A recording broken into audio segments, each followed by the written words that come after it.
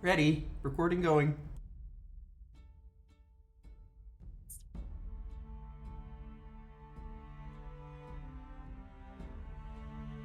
Well, I guess start off in the usual manner of who wants to do a quick recap of sorts of what's happened. Not a ton, I know, but We got to the city. They are bureaucrats. We're now inside the city. And it is ominous here. Yeah, don't detect evil and good right when you enter the city, otherwise you get blind. Oh yeah, that's pretty important. Mm-hmm.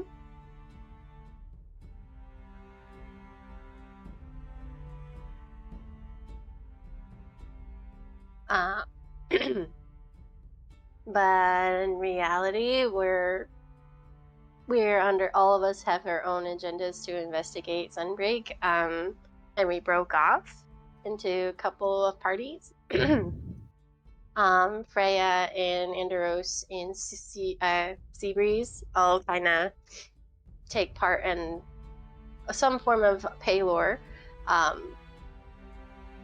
Some of us being acolytes and others as a inquisitor, or less as a warrior. And then there was a couple of others who went towards the trade merchant. Speaking for Hildy and Pestles and Absinthalos, I forgot his persona. And then we have Thamor disguising himself still as the hero of Jeb, Paul. And he was heading his way towards the Sun Steps. And that's what I can remember. What about everybody else?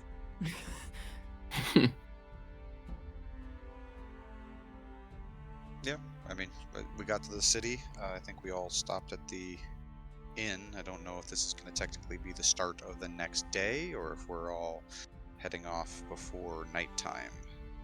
Because I don't actually remember what time of day we got to the city.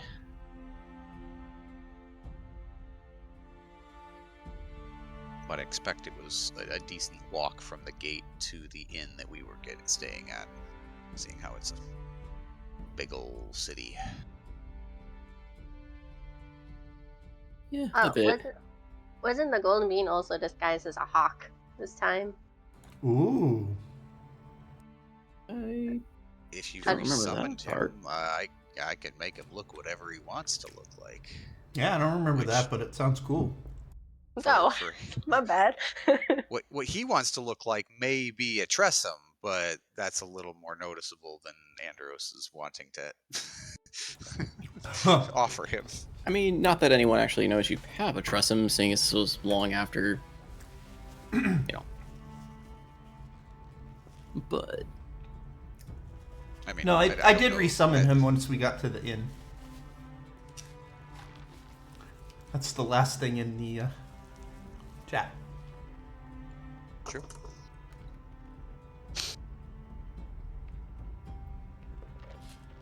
So he But is, yeah, Salty, he is a do Tressum you know for a little bit.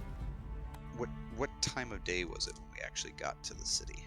I think you said you arrived.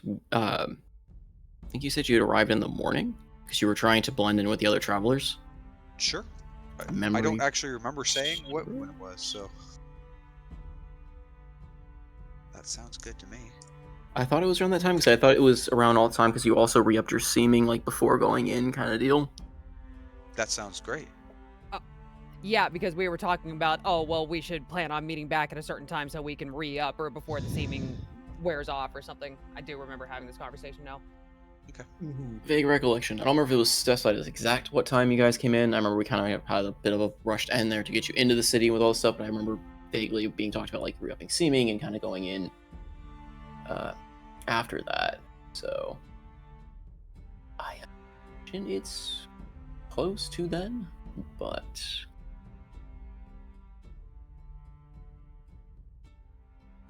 we can technically do it any which way. Okay. So yeah, you guys entered under with different papers that were, there was some prep time before going into this, forging papers, forging backstories, forging characters under the guise of seeming. You guys settled in.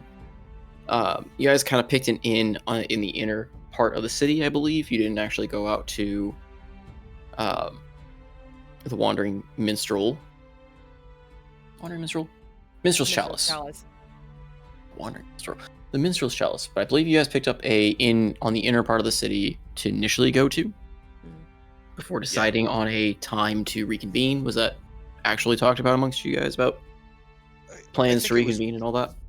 I think it was more just the hand wavy of them. Hey, everyone meet back at this time of day. Yeah. We will, and Anderos will re-up seeming. And Okay, we well, I just want to make sure that was we conveyed, needed to pay basically. for rooms and stuff too. I remember we got to that part. Yeah, we Yeah. did talk about that. So yeah. So we're probably around midday of our arrival day. Okay. And I guess here's a overarching question. How many days is it until this winter solstice? How many days are we out from that?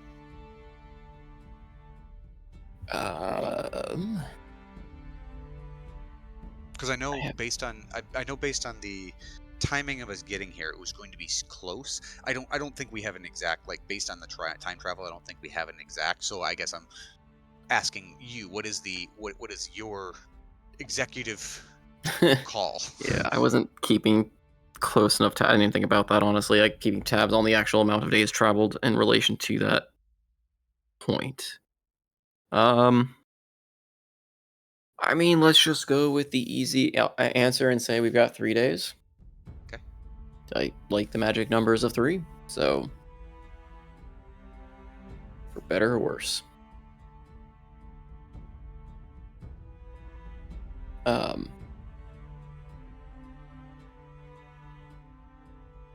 Oh, also, I had a name for the river. I forgot to message you that beforehand. So, in case you're curious, the river that's running through there, at least the name that I like for it, was the River White. I do like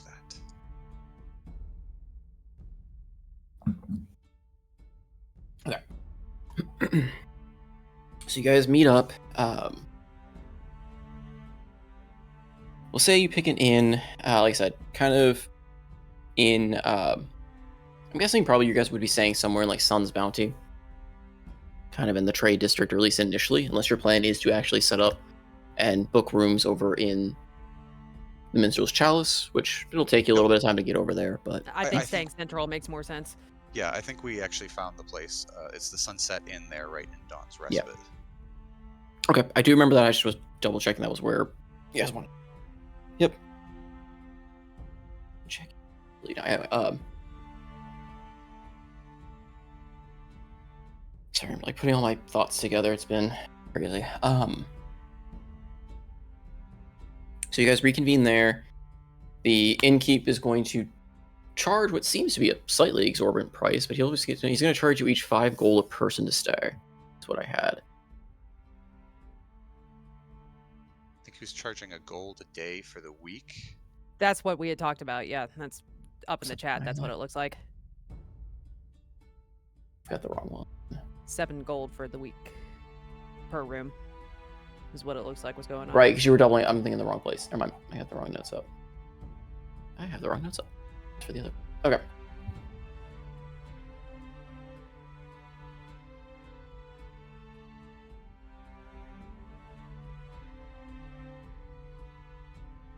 All right. Okay. So yeah.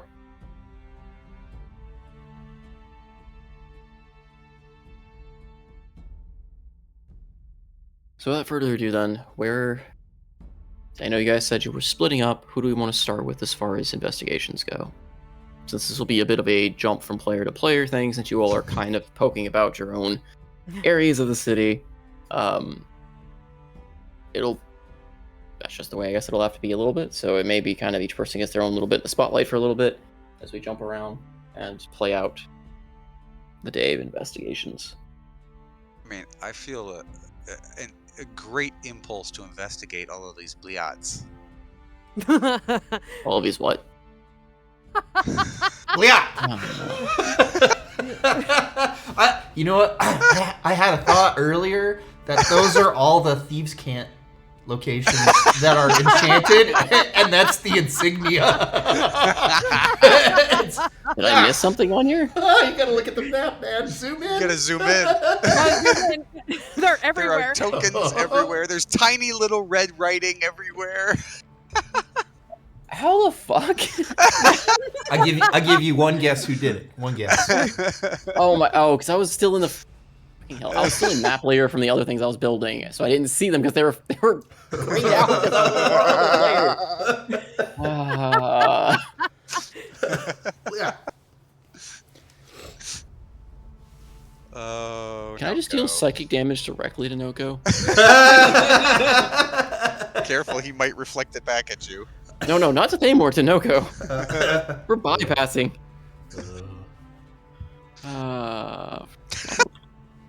What is the There's Gek? Gek writing too. Yep. Yep. I'm Gek- seeing that Gek now. is I here. didn't. Now that I'm looking, there's. Oh, for the love of.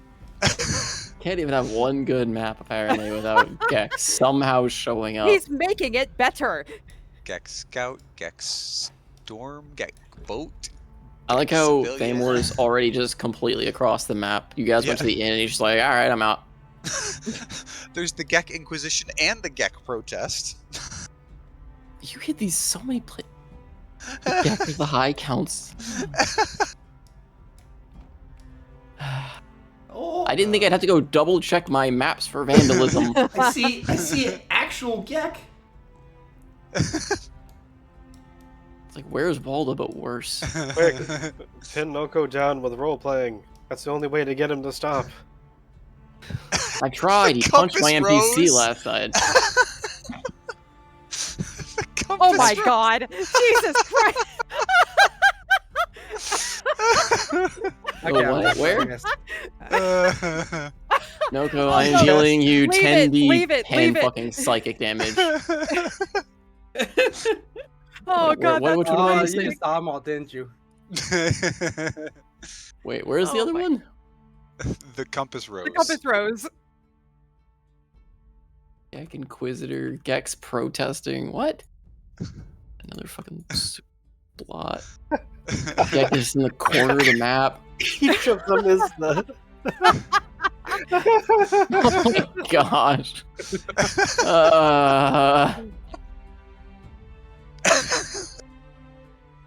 You guys wonder why we have a start time that takes forever? I have to Yep. apparently double. Oh my god. I can, like, look over my maps carefully for hidden Gek writing. It'd be worse. You could be that Mandalorian producer who went through and published an entire episode realizing there was half a guy's genes there. I don't know. Or the Game of Okay. Thrones one where there's a Starbucks coffee Starbucks cup. Yep. Yeah. Oh, there's another one. Hold on. I spot another Gek vandalism. You could amass them all for a later date and say, remember all those vandalisms? I'm gonna cash them all in now for 100 d10 psychic damage. Alright, So I'm it's just basically gonna. risk. I just right? come back later and ask like, all right, remember all the vandalism you did? Well, guess what? Now you have to tell me each and every one you put down in exact locations where your character is dead. Basic emotional. Blowing them out. damage. It's emotional damage.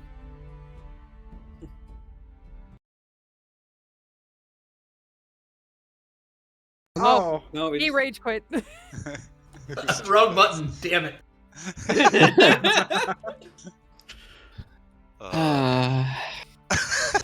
Emotional damage. Well, if my brain wasn't already scattered, now I'm even more like my mind is all over. All right, well, congrats, you successfully confused the DM. That means Noko gets to start. Yeah, I think There we go. that's right. Yep. Yeah, that sounds about right. Now everyone get to the river. We're having a fishing contest. Hey, also Noko, Yeah. the magical cat shits that have been taken in your bed, they are now permanency enchanted. You cannot get rid of them. The smell is permanent. I guess I won't point out the rest of the stuff I found on the map either. The what? You've missed a ton. Oh, I know. I missed the one on the compass rose. They are asking me No, to leave no, that one. No, leave it. That's amazing. You should leave that. I'll leave the compass rose one. I imagine there's other tiny red text I'm missing somewhere. I'll have to like purge the map at some point. Oh my gosh. Really? Really? Really? He'll just be continuing to find shit throughout the session. Gonna keep adding it. Yeah. I'm not adding anything. That's all been for the past 2 weeks.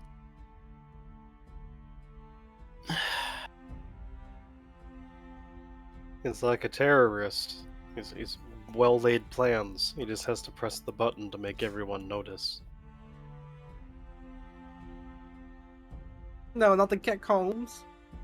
He's made the Gex homeless. And that's now a crime. That's now a crime? I'm sorry. When did Gex suddenly have, like... He's invaded. Jack is aware now. He has come down. He is living in the sun to destroy the sun. One must join with the sun in order to The destroy plot it. twist that even I couldn't write. Get Thunderhands, forget everything else in this campaign, just Gek. More just Gek. The kobolds are the moon cultists, honestly. The dragon's waking up? It's just several thousand Gek waking up. Hope you're ready for just an invasion of Gek. You versus them all. Hey, Halloween's just a couple months away. I mean, yeah, I guess it could be a good horror one, wouldn't it? Where were we? Alright, I was gonna kill no. I mean, start with that. Paul is heading to the prisons to do fishing. That feels like a title for like episode of Always Sunny in White Order. Alright, Paul. That is your real name. So after the group reconvened at the inn, you wandered off, kind of picking your way through the very bustling, heavily crowded streets of through Sun's Bounty in the Mercantile District, heading your way over to the River Right and the one large ornate bridge that separates the odd little area of Sun Steps off from the rest of the city. For anyone traversing the Mercantile District as well, the sounds are just, it's a lively city. Kind of almost reminiscent to Galaran's port area. The sound of trade, the talk of people, it's a very lively, very bright, it feels like a warm, welcoming place. Perhaps the only one who doesn't feel such is Andros, but, well... Place sucks. Too bad. Too bad. Get used to it. But the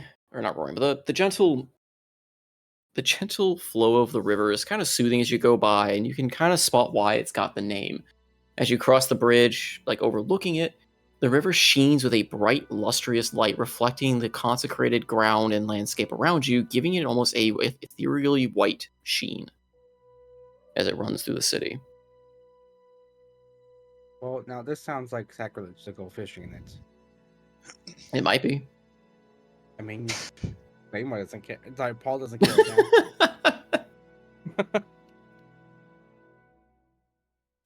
He'll stop midway on the bridge and enjoy a nice view of the water and pull out his fishing rod that's actually halberd, but is secretly a fishing rod.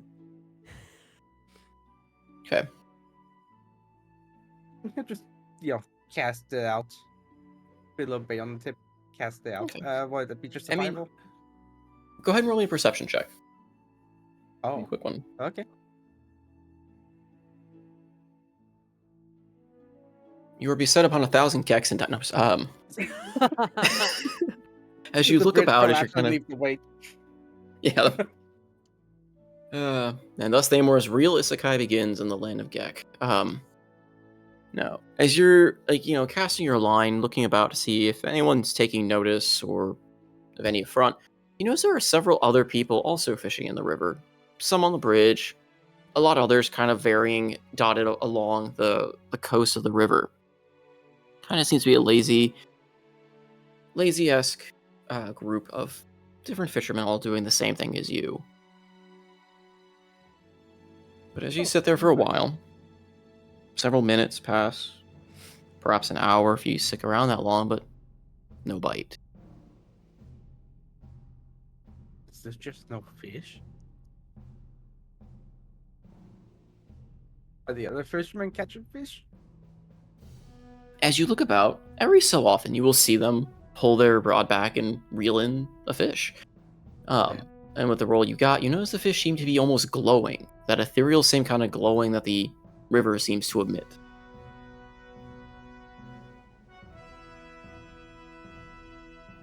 Oh shit, the fucking rivers are radioactive.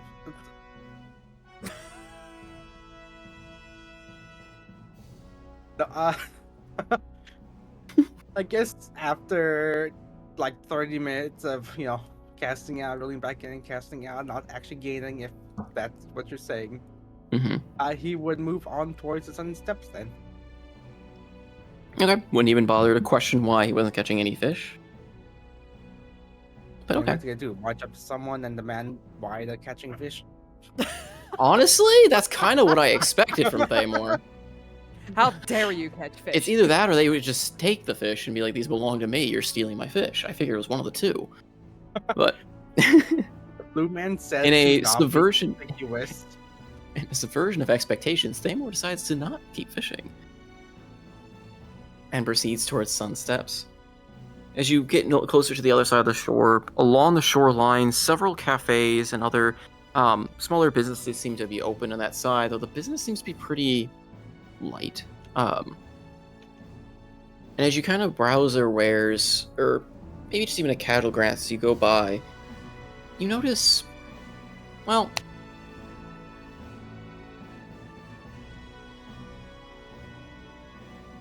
give me a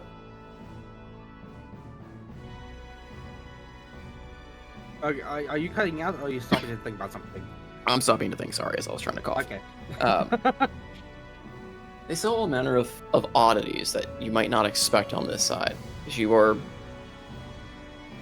quickly looking about, you spot them selling such things as umbrellas, binoculars, and telescopes.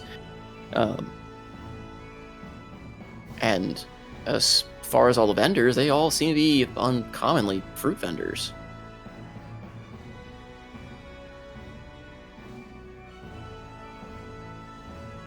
Huh. I guess I'll walk up and buy an apple or two.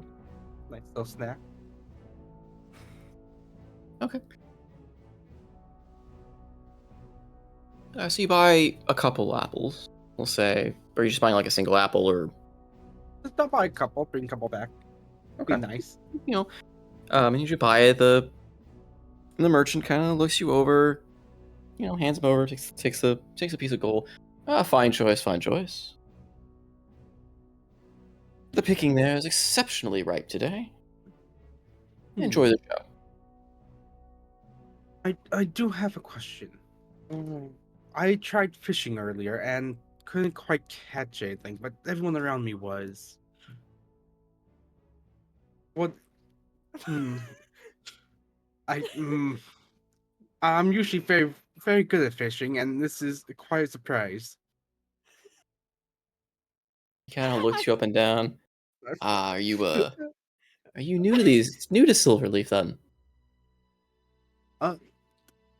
Yeah, I'm just fisting. I won a competition. We went north, right, from the town down down south, and they sent me up here, and I'm just enjoying this nice town. He gets a slightly disgusted look of sorts before he kind of covers it up. Oh, you're from the southern town. Well, I guess that might explain it. You folk just use your normal primitive way to fish, yes? Primitive. What other ways to fish other than with a fishing rod? Ah, well, son, here in the great Robert. city, even the water itself is bathed and blessed by Palor's light, and the fish will not go near any lore that isn't such sanctioned as by Palor himself.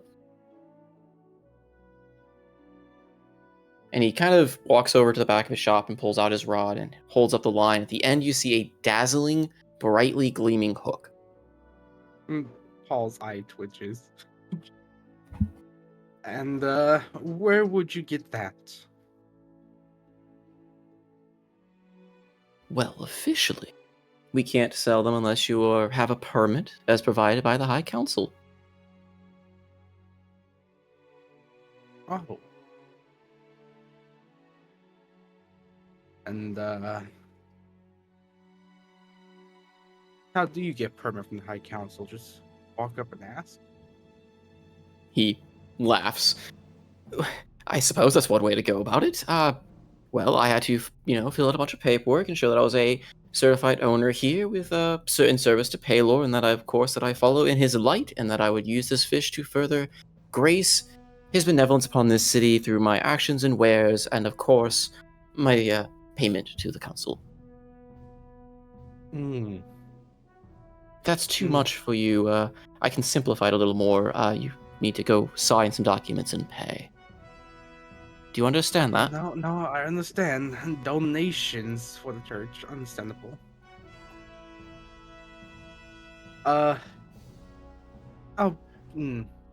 Thamor is really thinking about just fucking going back to fishing, but this time with his halberd.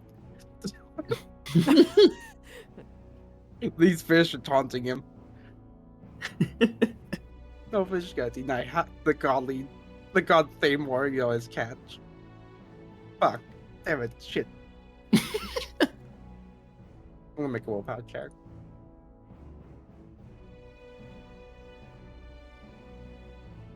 Thamor has finally met his match.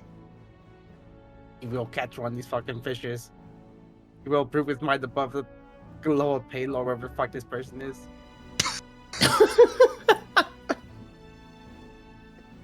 Here I thought Andros was disrespectful and heretical, dismissive. Thamor's a god. Why would he care about other gods?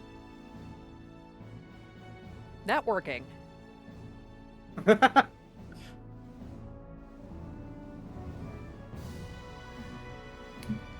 Well, Thamor.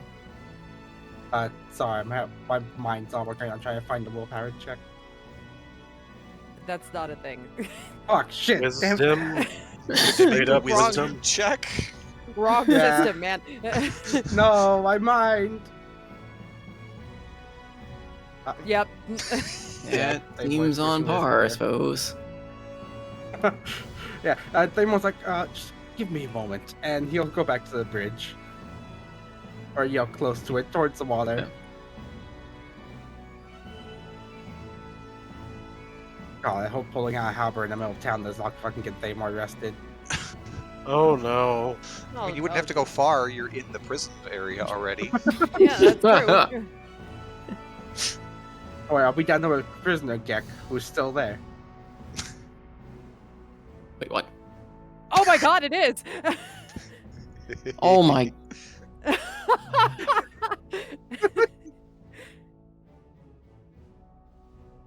Yeah, Thamor would grab his fishing pole, and it would transform from fishing pole to his halberd. Oh no. The merchant behind you, just hear him kind of laugh again loudly. Son, I don't think that's gonna work. Oh, you fucker. I have 3 luckies, precision dice. I am hoping I can catch a fish. He is gonna take aim and hurl his halberd at one of the fish in the water. I swear to God, they're fucking holograms. If there's just I a fucking mean- wizard underneath the fucking bridge casting fucking mirror image. Must cast fish. Must cast fish. Must fuck over Thamor. No. You're back in. What? Survival check, I'm guessing you want instead. Well, first and foremost, as you kind of try and stare into this reflective water, you don't see fish. The water is almost blinding to stare directly into. They must not sorry. He would stare into the sun. Even with his, I even with his figured as special much. eyes. That only With works like special a. eyes. It only works very close. Thamer's gonna have to go grapple some Careful, fish you're if he gonna- really wants to go that route. Encourage him to take a dip. You can. Or. I was gonna say you can roll me one at disadvantage, but. Strip, strip, strip, strip. Strip. This is you fucking cast mirror image. Thamor's already basically underneath this image. I cast seeming, not mirror Seeming. image. You may. I mean, he's looking like someone else. I assume it also changed clothes. Hopefully. It's true. Literally, if you took off your clothes, it would still look like you were clothed. That's how the illusion works. But All right, well, I can't. Jeez, you and your rolls, Thamor. It's a fishing roll. You know it's gonna be high. It's plus fucking 10. Oh. Thamor, Andrew. roll me a dexterity saving throw. Oh no! Iceberg Please on. fail. So you throw use your lucky? halberd in. Huh? Did I use lucky? I mean, does lucky let you reroll anything? I thought it was. I'm thinking I halfling think luck it is the was ones. D20, right? He Yeah, is any D20 Yeah, roll. I'm thinking halfling luck. Yeah, you Yes. can roll. Yep. So you can indeed. Fucking shit. Oh, that's worse. Ooh. Same Thamor with the unrivaled prowess of a fishing god. You hurl your halberd into the water, spotting what you think is a shadow amidst this bright glowing light. I forgot. Hold on, not dwarf. Huh? Okay, go ahead. No. And then there is a searing flash of light as your halberd comes flying back at you. And unfortunately, you don't dodge, Wait. so it actually impales you in your shoulder. Isn't that normal? My helmet always comes back. Yeah, just normally not spear first.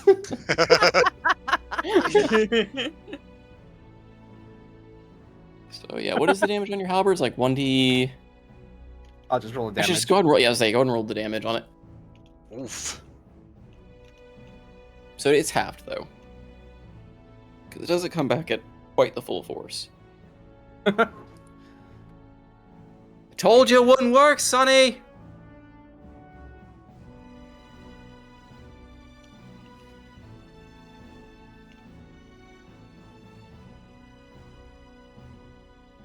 And do tell why he says as he pulls the helmet out of his shoulder. The grunt. The river has a shield over it. Oh, the water and the fish are both protected by Paylor, and only those that are given his blessing may fish here. The fish are for the chosen.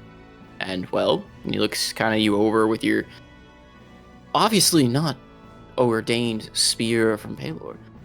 You are not one of them.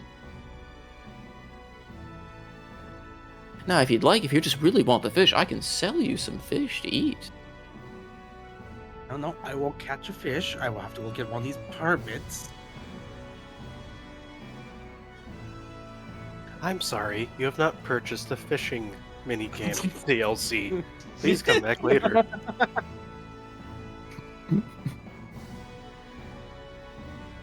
Thank you for your information, and yeah. And Thamar's just gonna, ass walk away. Fucking asshole.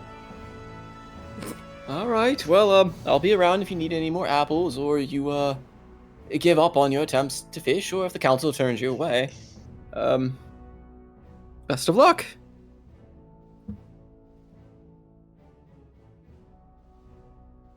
So as he's walking around, is it kind of just the same, just general shops with I'm assuming houses on top and stuff like that?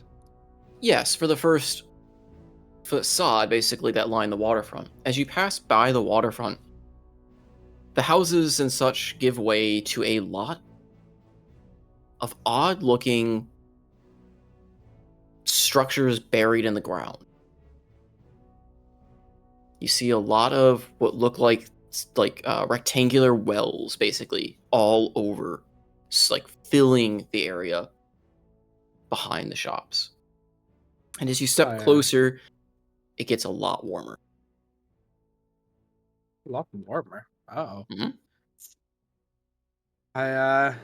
Do these wells happen to have? Can I do perception checks if they have like soot around the edges of the well? They have what? Like how tall up do these wells go? Like how high? They're in the floor. Okay. However, is soot or like ash along the edge? No. Okay. There's no ash or soot along them. It just seems to be I'll large graded like wells, and look down into one of them. Yeah, several guards seem to be kind of like patrolling the area, but they don't seem to pay you much mind. And you see several other people in the area kind of standing over various wells, kind of gawking over them. And occasionally you see one or two of them throw things into the well. And as you peer into the nearest one, you see a shackled, which you can only assume prisoner, sitting at the bottom of the well in a brightly glowing ray of light that seems to be focused into the well. Oh Jesus! I'll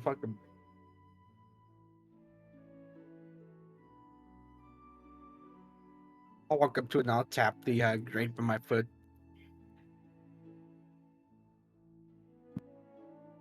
Baraggle-looking man looks up to you from in the cell. He is long past point of being able to perspirate. He seems dried out, tired.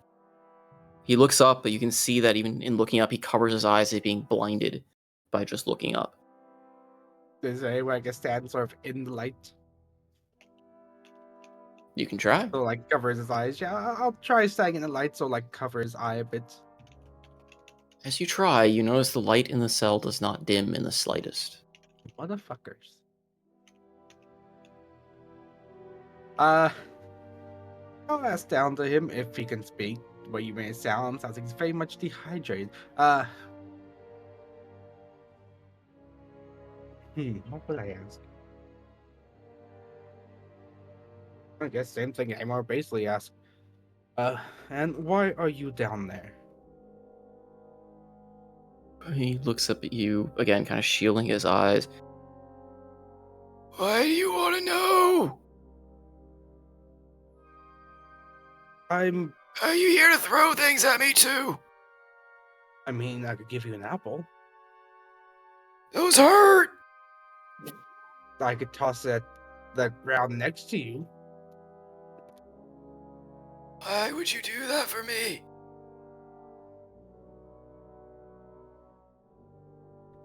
I mean, it seems like the way they have you here seems rather inhumane.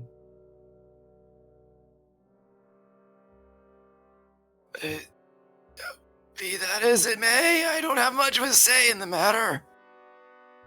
And so I ask again, why are you down there? I called Baylor a dick! And I do it again! Oh, fuck, they've been like 17 times already, oh fuck. And that is the only reason they are essentially torturing you. I said some other choice words too. And how long have you been down there for? You see him kind of reach out and kind of touch the wall. You notice potentially some faint scratches. I think it's been about a week now. And how long did they say your punishment was? It'd be 3 weeks. A day for every vanity I cursed upon Baylor. I was drunk. Oh. But I do it again!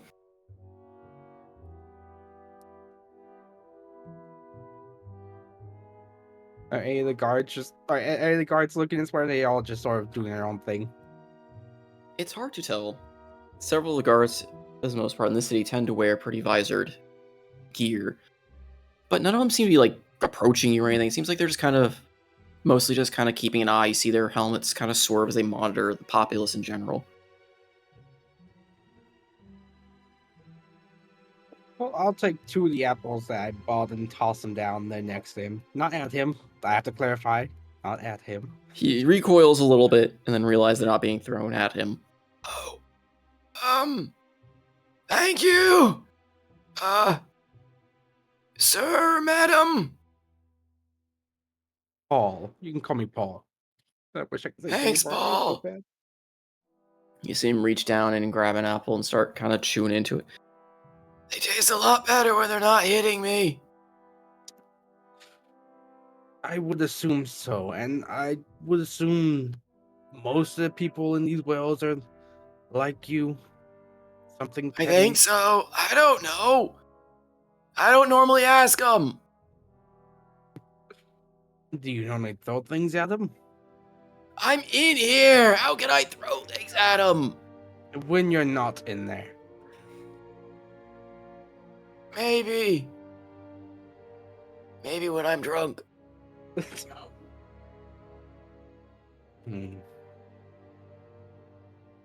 Well, take care then, and they will just start wandering. Careful what you say, or you might end up in a pit like me and having apples thrown at you. I'm sorry, it's not just fucking stalls around here. People can buy rotten fruit. I mean, they were selling fruit up front. And they were rolling around. It's kind of just roughly the same thing. Wells with people inside. Occasionally, Yep. people tossing stuff down there. Yep, but usually mostly at them. Seems to be for their own enjoyment of sorts. As I wander around, you get a lot of sun steps. It's mostly just like that. Yes. Oh goodness. He would ask a couple people what their crimes were and stuff. Are any of them? Is there anything that has like more people throwing stuff in there? Not really. The general consensus you get from most of the crimes in here are usually petty crimes against Palor of some kind, like, some theft, like stealing from shops, vandalism, taking Palor's name in vain. It seems mostly pretty petty. You notice there's anything major doesn't seem to be in the cell, like no murders or true heresy or anything of that nature.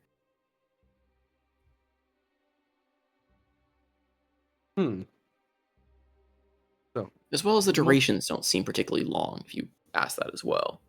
The longest one being perhaps a month.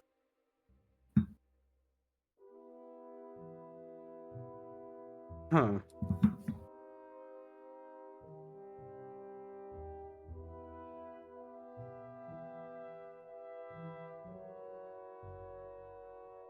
Interesting.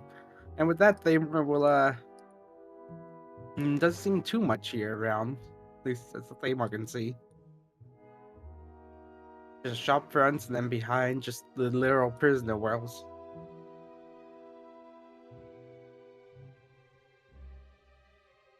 So I guess he should probably start.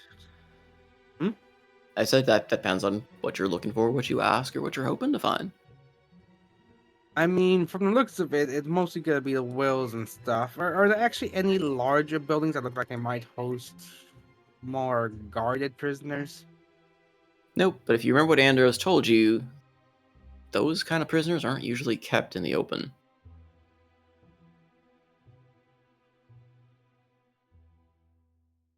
Oh. I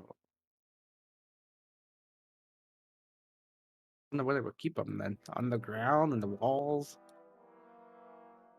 Where indeed?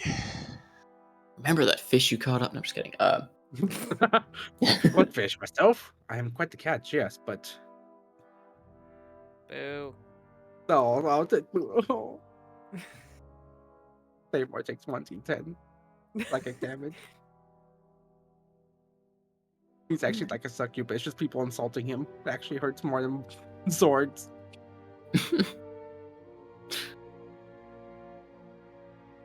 He's weak to fish's mockery. Yeah. The fish just insult you as you go by. You can't catch us. Oh, you motherfucker. They were, if the fish fucking said they were 110% literally throw himself into the water. Well, thankfully the fish here don't talk. They're not quite that miraculous, but Wait, I know what I can much as I do. want. Namor will go over to the riverside and reach into the back of its quiver and grab not the but the trident of fish command, and will attune to it. I believe attuning takes a few hours, if I'm not mistaken. I think it takes 30 minutes, right? Takes a short rest. Or an Yeah. hour. Yeah, so yeah, he'll sit down, eat an apple, and take his time with that. If they want to move to someone else, or we can keep going with this. That'd be what he'd be doing right now. Yeah, we can come back to it during that short rest of Yeah. you devising a scheming plan to control the fish of Palor. That I can't will possibly go wrong. literally tell the fish to jump into my arms. They cannot. This could not go wrong. Oh, it can't possibly. No way Yeah. can this possibly go wrong. Yeah, no wrong whatsoever. It's Claymore thinks into his mind. It's just fishing. Right. Conveniently, there are plenty of open cells there for you. Fucking print on fucking Thamor appear at the end tomorrow and on all newspapers. Man jumps in the river and swims away from guards. Still on the hunt. Man screaming, "Curse you, Palor, curse your damn fish," was seen swimming into the distance. Alright. Who wants to go next?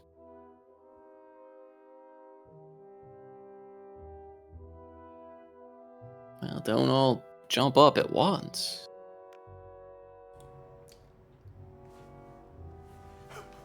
I nominate Hildy and Pestles. Go. Oh, how did I know that you were going to do that? Okay, yeah, that's fine.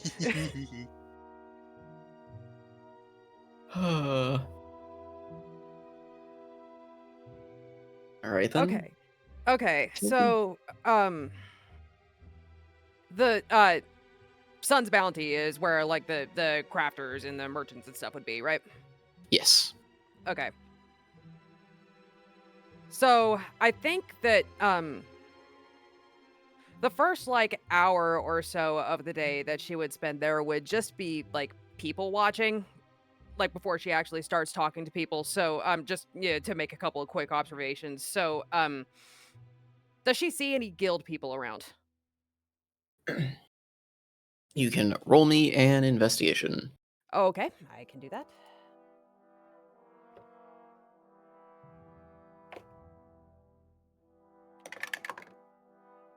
That's cocked. Okay. That's a 12. So looking about, it's difficult, given just the bustling nature of the mercantile district, especially this time of day. Nothing quite like Jarrag's lines and general, like almost formulaic ways of the streets. This is much more akin to kind of how Galaran operates. Mhm. But amidst the hustle and bustle, and perhaps even given a little bit of your short stature trying to look around, you don't really pick out any guild members specifically. Okay. Again, you know kind of the general idea where one of their like shops might be, but you don't just Okay. see any guild members walking around that you can tell. Okay. Question number 2. What manner of shops are in this area? And I guess with a specific focus on, like, is there just what is there in the way of like magical item vendors or whatever?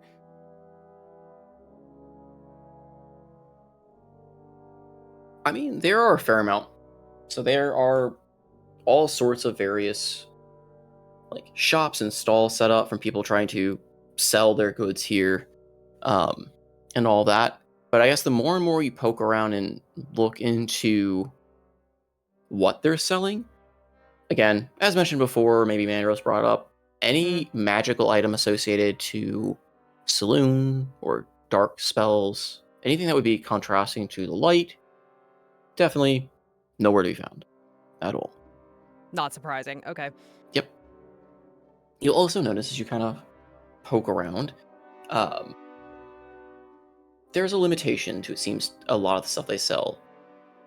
Anything of like higher value or higher potential doesn't seem to exist. Most of the magical items they sell are almost basic in quality, ranging from simple things such as, the light spell as a scroll, or even attuned to a pendant or such, or the basic magical item like basic magical swords and such. But it seems like anything of higher tier is pretty regulated, or perhaps requires a permit of sorts to be sold and purchased. Okay.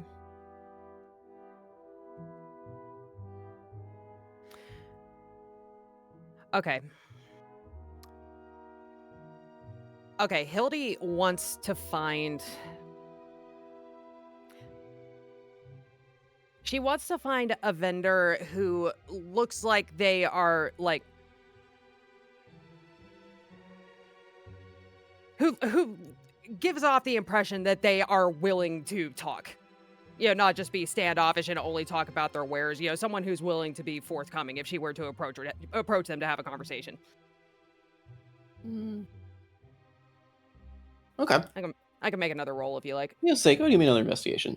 Okay. Yeah. Please be better this time. Oh, that is better. That will be a 23. Okay. So you're kind of going about, a lot of the more established shops, ones that have, an actual building or more of a storefront, they kind of give you that same, not necessarily cold air, but definitely more of the, like, business, like, if you're not here to buy, why are you wasting my time? Like, they are there to kind of keep things running. Mm-hmm. And as you browse around and kind of meander some more of the side streets, the smaller areas in the mercantile district, you start coming across more and more of what you find to be more of the importers, or people trying to sell their wares here from other areas. Okay. And you come across a kind of a wiry looking half-elf kind of sitting by a laid out like couple of carpets of just random odds and ends they seem to want to sell. He seems pretty desperate trying to sell things to passerbys that all seem to relatively ignore him. And as he spots you and Pestil's coming by, he perks up, tries to get his shit together, kind of grabs a couple of his baubles. Hey, you look like you're smart type, right? Perhaps I can interest you in some of these baubles and wares I bring from way down south. A land of mystery and wonder. Does that interest you at all? Down south, huh? Whereabouts?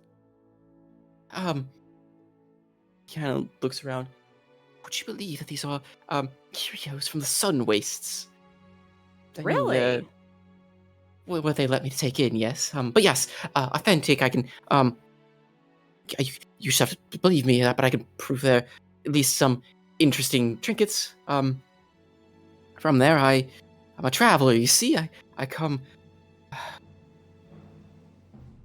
roaming a little bit. I used to come from way down south. Traveled through Jarrag for a bit, came through the wastes, and well, trying to make my way out of here. Why here, of all places? If you don't mind me asking, of course. Oh, I'd like to say I go wherever the wind takes me, but, well, more, kind of looks down at the, you notice now he's kind of wearing a lot more beaten up clothing. Shoes are a little more tattered. Hard to make a living wandering, I suppose. I thought maybe I could sell a couple of these trinkets off faster and, be on my way. Love just being on the road. Not to say they're worthless, mind you, just, well, not many people here seem to have interest in things from that sun waste, I've learned. Well, you've picked an interesting place to settle down. Have you been here for a while? Few months now. Hoping that'll change once I save up a bit. I'm hoping to make my way out. Maybe get a ship. Go westbound, Westbound? Oh, you mean to Almir? Yes.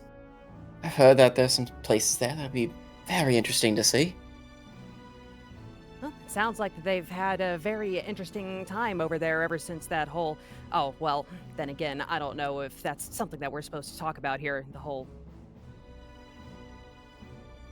Battle of Galaran thing. Well, yes, you're allowed, of course, to talk about it, but, it makes... He kind of looks over, you see the occasional guard walking by. It makes them happier if you speak to it highly as, Paylor's success. Oh, yes, of course, by the grace of Paylor, the city was saved, etc., etc. I Exactly. understand. Exactly.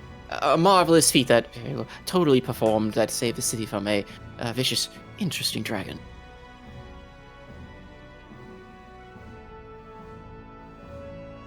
Well, He kind of... good. Again, kind of starts shuffling about himself. Oh, what did you say your name was? Oh, forgive me for being rude. My name is Trissa Irontop, and she just points to Pestles, and this is Billy. He doesn't say a word, been mute from birth, poor thing, but he is quite the alchemical savant. I don't know what exactly he does, but he will put something in a bottle that will knock you on your ass in no time flat. Oh, I knew I pegged you for smart travelers. Right, sorry. My name is Elsinore, by the way. Don't mind the name. It's a little bit weird. Reasons, but anyway, if you're of alchemical nature, might I suggest this? And he kind of starts sorting through the various oddities on his carpet. Brings up a small vial containing what looks to be just various colors of sand.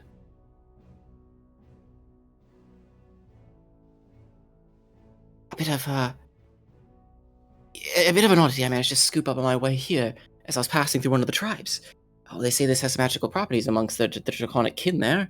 I haven't really gotten to test it myself, but they say if you mix it in a bit of water and what was the other reagent? I'm sure you could figure it out.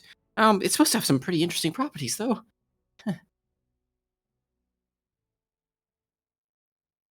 Pestles looks over at Heldy, and then looks over at the reagent. Would you mind if my ward here took a closer look at that? He has a better eye for these things than I do. Sure. Of course. Now, Billy, Inspector remember Way. what we talked about. Be very careful. Don't break the man's toy. He It's puts a not a toy. finger on his tongue, and then points at the thing. Oh, no. We're not going to do that until we've purchased it. We're not going to lick the man's wares. Heavy sigh. He looks around for a flat space to put it on. Or is the shopkeep just putting it on the counter in front of him? He's got several carpets in front of him. He's basically selling from the floor.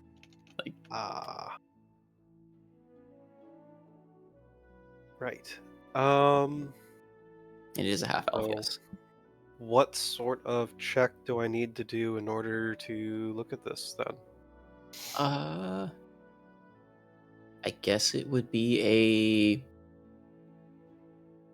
it's wisdom for your alchemist for your tools. caster. It's kind of My spellcasting. Yes. Artificers are intelligence based. Int. Intelligence. Okay, so yeah, use int with your proficiency. So alchemist tools is the proficiency. Mm-hmm. So that's expertise because it's my alchemist tools. Mm-hmm. I think this is set up correctly, right? Yes. But granted, I don't know how you use your tools without potentially consuming the reagent in the process, but Just taking a little bit and examining at the. That's a 23 without doing anything extra.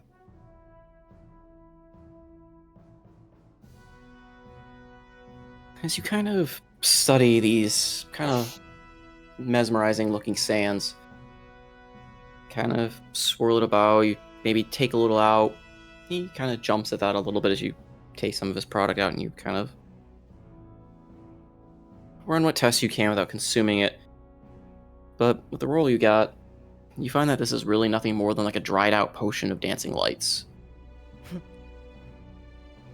Hydrating it would allow you to basically throw the potion and create a replication of the spell Dancing Lights of a variety of colors.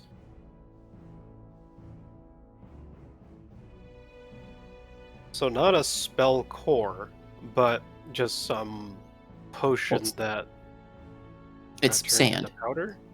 It's sand, yes. It's basically a dehydrated potion. That can't be normal, can it? Nope.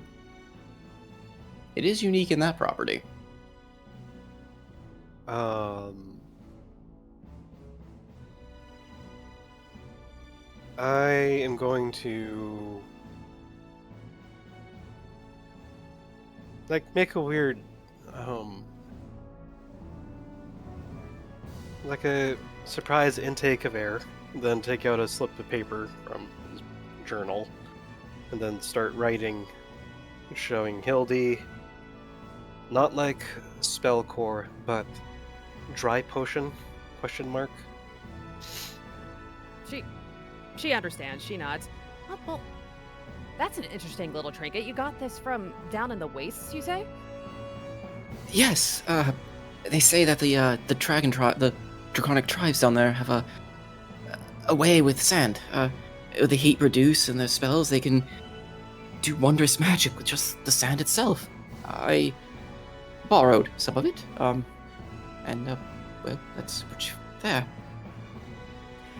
Just out of curiosity, Salty, can I make some kind of check to see if this is something that I have ever heard of before? Sure. You can roll me a wisdom check. Just a straight wisdom? Well, no, sorry, not wisdom, history. It'd be history. History, okay. Yep. Okay. That is a 15. You don't really know. Okay. The guilds that normally, explore the sands would be the Orzhov Guild, but they don't really have a ton of luck getting in contact with a lot of the tribes. Mm. That's fascinating. I can't say that I've ever heard of this kind of magic before. Is it really? I mean, yes, of course it is. It's truly a marvel. As I'm sure you were well aware. Of course. That's why I brought it up. I just knew that two bright minds such as yourself couldn't possibly pass up on this. Oh, well, you had me pegged right. How much? 25 gold. Tell you what, why don't you take 30 and get yourself something nice? You serious? I mean, Yeah. Sure. Yes. I will gladly. Let me ask you something, Elsinore. You've been here for a while, right? Unfortunately, yes, but hopefully not. You pay much attention to the people that come through here? I try to. The wares I carry do get me some side eyes from the guards, so I do have to be a little careful at times. I'm something of a merchant myself, and I've spent my fair amount of time around Jerry Rag and such. There are awful lot of Jerry Rag people around here lately, aren't there? I suppose as you say it, yes. They operate one of the largest shops in the district now, and I have seen a lot more carriages coming to and from it with imports. Oh, They're really? making What a bigger kind? name for themselves. Different magical implements by the look of it. Mostly a bunch of odd stones they've got draped up, though. Didn't hear it from me, but I only know because I kind of snuck a peek under one of them. Wanted to know what the competition was like and what I could expect. Can't say I've really seen them before, though. Stones, huh? There were a lot of these then? Yes, a couple carts worth from what I remember, at least over the past couple months. Odd little, dull, almost like a opaque quartz, I guess. Can't say I I'm great at recognizing stone. I'm a dwarf after all. Although tall for a dwarf. That's interesting, and they're imported, huh? You wouldn't happen to know from where, would you? I would assume Jerag. I haven't had the courage to go ask. Oh, no, I get it. They can be a little intimidating. Very, especially if they were to see me as a potential business threat, or heaven forbid, they're interested in my wares. Well, I hope that they continue to not pay you much mind. That's what I could hope, unfortunately. So these stones that come in, where do they go? I usually see them bringing into the shop, but after that, I can't say I know much. I don't normally see it on their shelves, so I figured it was some form of catalyst or reagent, or I don't know, maybe a fancy building block. Oh, who knows with those people? They've got all kinds of crazy stuff going on in that city. I tend to give it a wide berth if I can. So you're aware of it then? Are you a traveler too?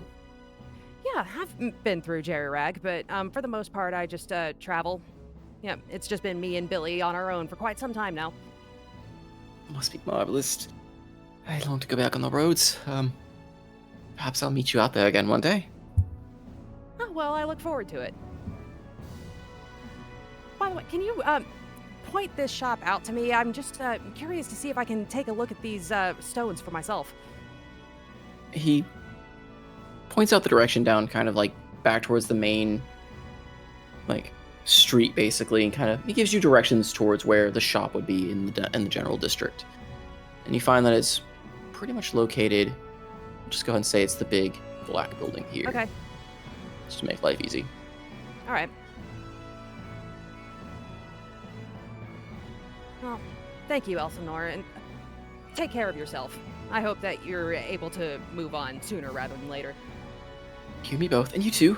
Safe travels, and hopefully we'll meet again on the road as fellow travelers instead of a scraping merchant. And if you need anything else, let me know, and I can try my best to get it for you. Oh, well, I appreciate that. And if we ever meet on the road, I'll buy you a drink. I look forward to it. Take care then, Elsinore. Take care.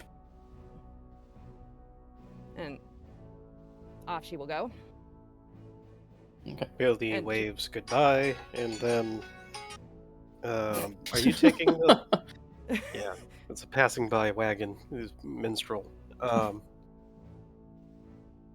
you taking the potion, or are you gonna let Pestles hold it? I'll let Pestles hold it. Okay. Kid with a. I've got a job, dude. I've got a I've got a job, dude. Guess what's inside it? These stupid little lights. Paid freaking 30 gold for this thing, but for dancing lights, sand. All right. Okay. She'll probably at least walk past this guild shop, but we can move on to somebody else before I do that. Okay. Yep, we can make a quick transition then. Who wants to hop over next, then?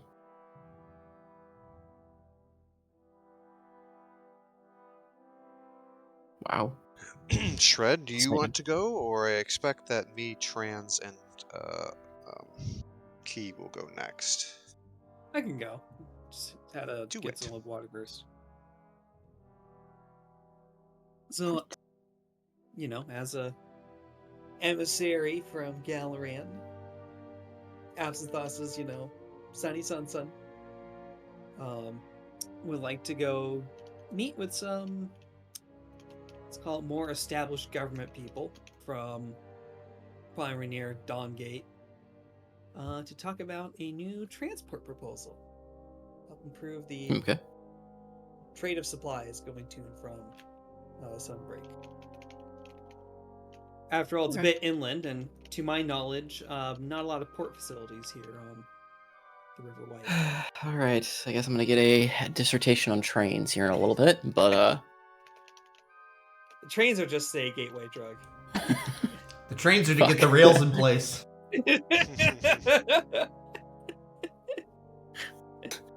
But before he dear. does that, he is going to want to, I guess, two parts. One is cast his little Find Familiar just to be a lookout around the area. And then the second part, he's going to he wants to, he wants to cast Borrowed Knowledge to get a proficiency in religion. He's going to ask for Paylor's Divine Knowledge. That way he could pass a little bit more as a, actual follower of Paylor, at least knowing a thing or two. Is that through the void you're casting that, or is that one of your spells? I was going to cast it through the void, so I would be rolling a nice little hit die there.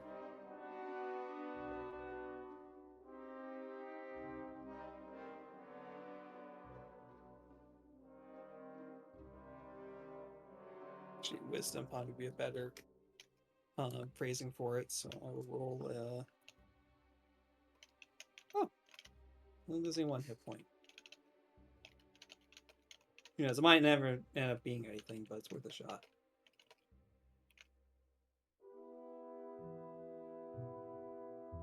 So yes, whom does he get a chance to talk to, if anybody? Maybe these people hate rails. Just despise the idea of, we don't want more people coming to our city. Who knows? But yeah, as you get closer through Dawngate's Plaza, approaching, I'm guessing you're heading towards the temple. There will obviously be guards kind of holding post outside the main gate. As you get close, they'll stop you. State your purpose. I am Andy's son, and I believe I was invited here, or towards this area, to discuss potential infrastructure improvements for the city. Andy son, was it? Yes. Not familiar with the name. Sorry, I normally Let me check. live in this city. He turns. The other guard kind of steps in front of you to block your path. I'll happily let it block the path. It's like he's going anywhere. A few minutes pass. Finally, the guard returns. I don't have your name on record anywhere, Andy's son. Did you have an appointment to speak with one of the High Councils? Perhaps my messenger didn't get here fast enough. It's okay. I can wait here, or I could turn around.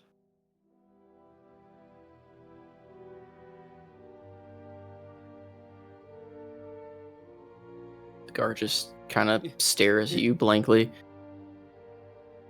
Wait here for... Well, perhaps you can ask them to see if they have... Of course, they would know, at least at a high level, to be expecting me. I passed your info along to the clerks inside, and they had no idea of your name. Do you have any invitation, documentation, anything of that sort that says you should be here? Otherwise, I will have to ask you to leave. Well then, unfortunately I do not. And I do not wish to trespass on holy ground as such. So, I'll take my adieu. May the light be with you then, Mr. Andy son. And may the light be with you.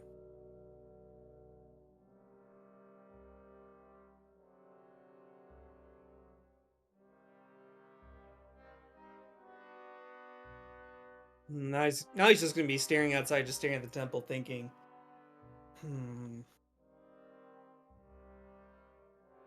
what's a better way to get in? You forged documents to say you're an emissary? I forgot I had those on me. For some weird reason, my head was thinking, no. I heard the face palm. I heard it.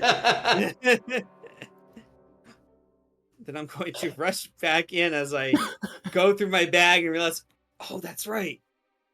It's in there. The confusion in the guard was really just the DM being very confused at the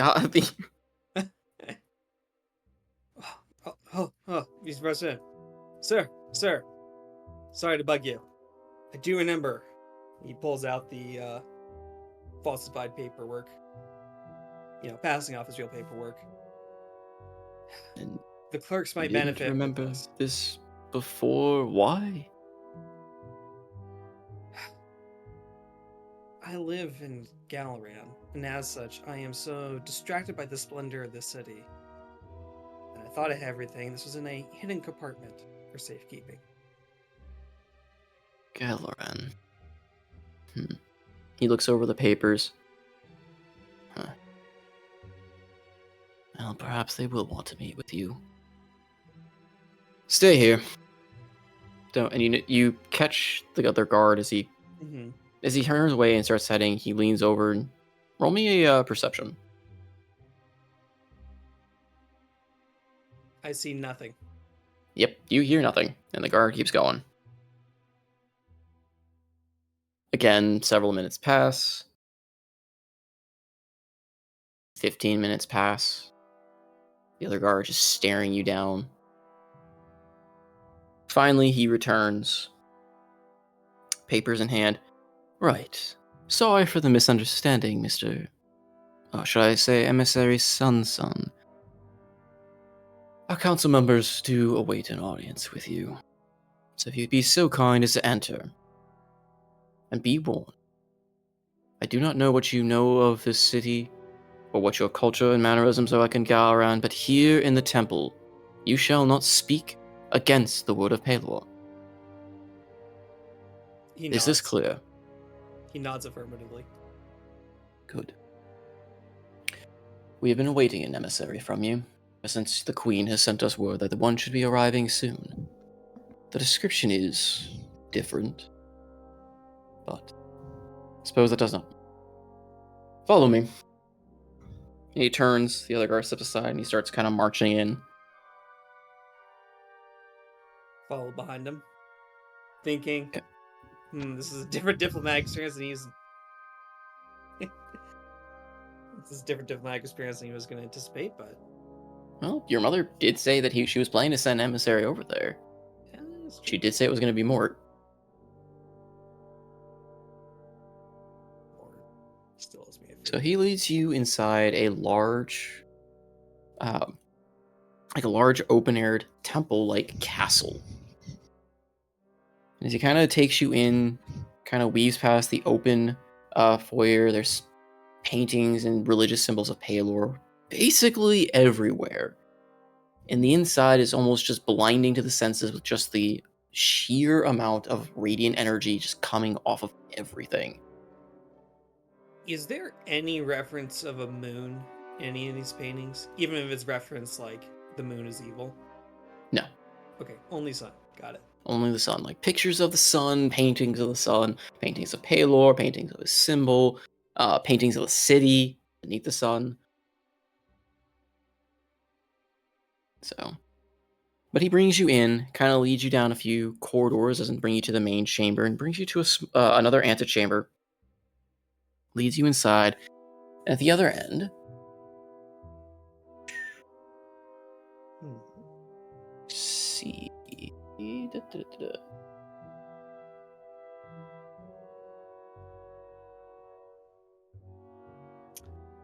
You see a.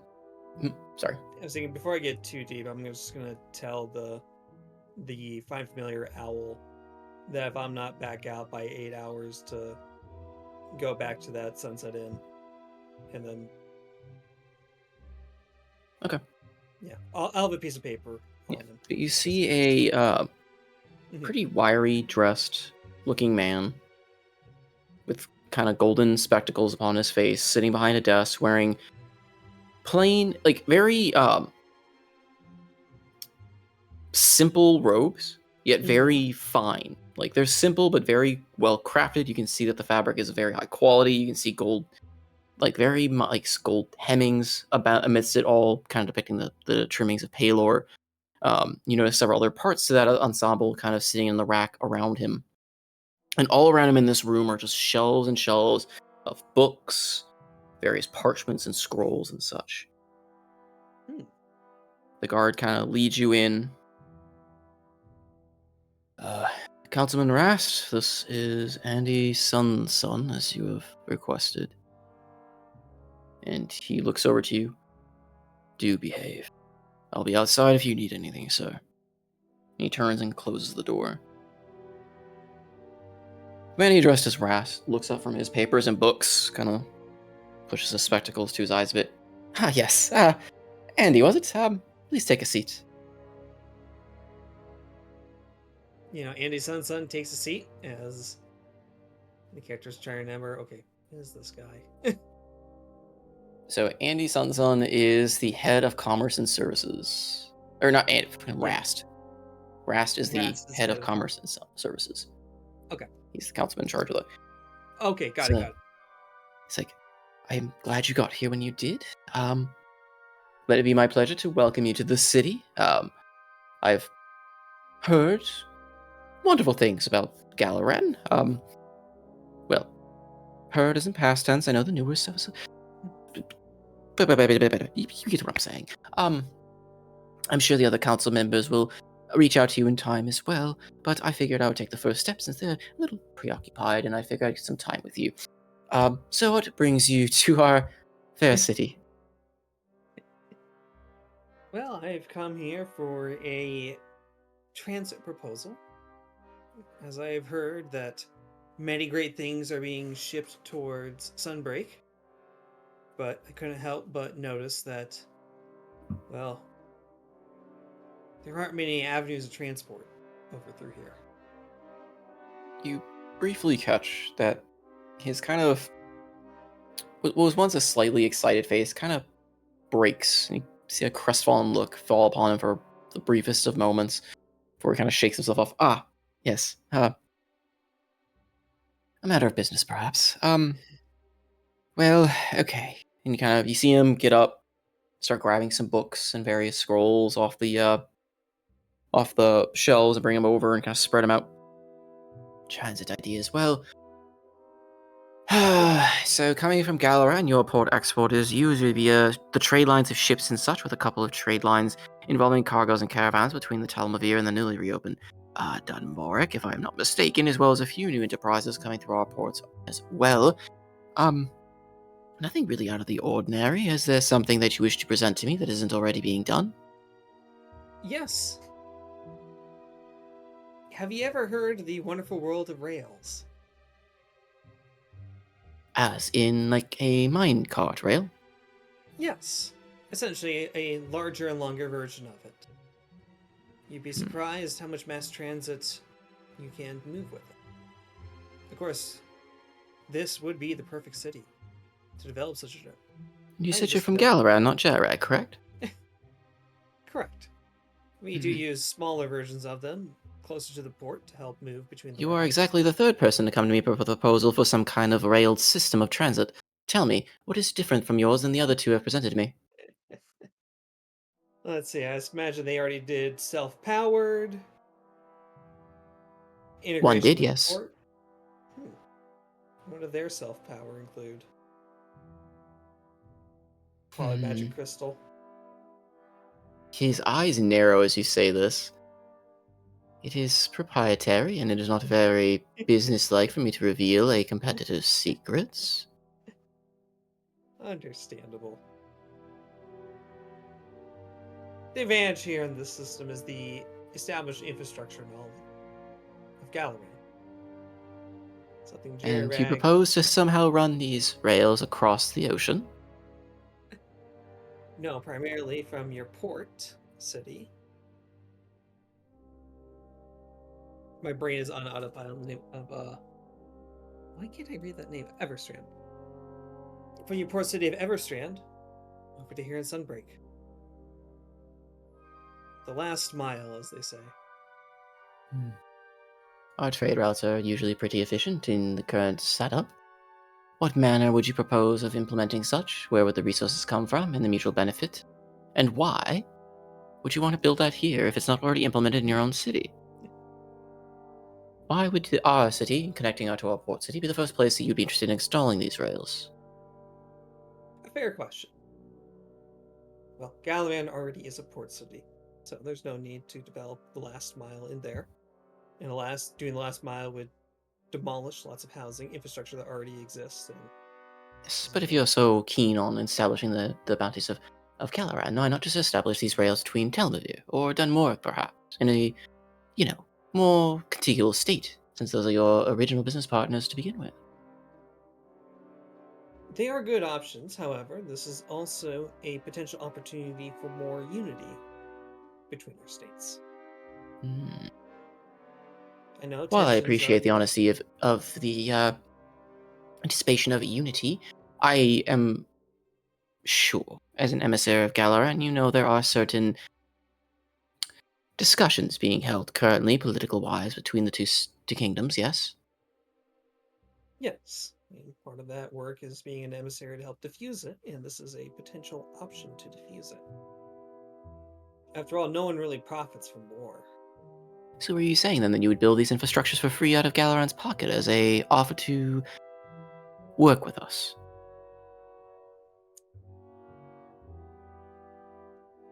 Well, free may be a little bit challenging. At a heavy discount, yes. How heavy a discount are you offering then? Because right now, as you should be well aware, the political tensions are a little bit high with Galaran the way it is, and their less than favorable stance on Palor's intervention on the past events. And, well, frankly, it's not a very favorable topic amongst the council right now. Had you brought this up with any other member, can't guarantee you wouldn't have been kicked out immediately. Fair and understandable from their opinion of what they believe Galaran owes them. Now, where are the other council members? What was that? I am going to actually leverage telepathic speech here. I communicate with him directly, mentally with it. It's interesting how it's different now. You are separated from the rest of them. Like, you're different, though. What are you informing, and why are you in my head? His eyes again narrow, and you notice him kind of shifting a little bit in his seat. Do I need to have the guards come in? And have yourself found out? What are you suggesting? I want to help you. Help.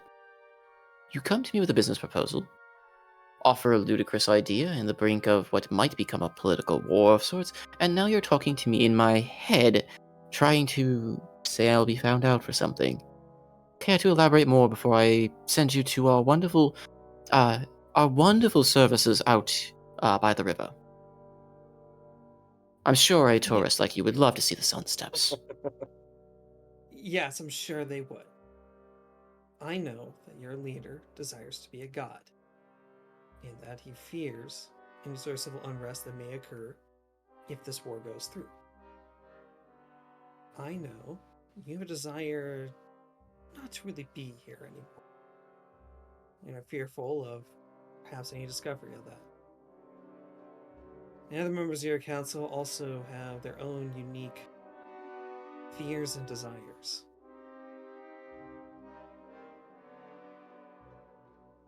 I'm just trying to dissuade too much chaos from anyone getting too hurt in this environment.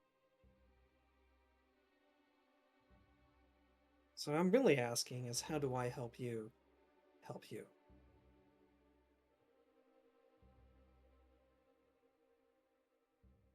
Roll me a persuasion? Because you're walking a real fine line of creeping him the fuck out and And guilt tripping him? And guilt tripping him a little bit, yeah. It's like, I know everyone has fears and desires. I know you're specifically. Let me just tell you this in your head. I know exactly what yours are. You don't know me, but I'm gonna help you. Absinthe is a hair from becoming applesauce after the amount of shit that's going to be thrown at him down in the well.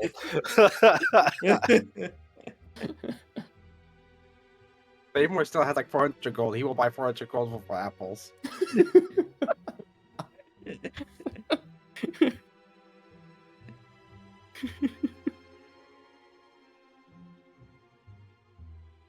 He 6.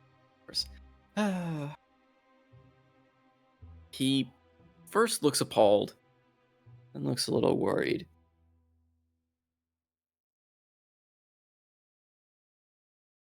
You are no normal emissary, are you?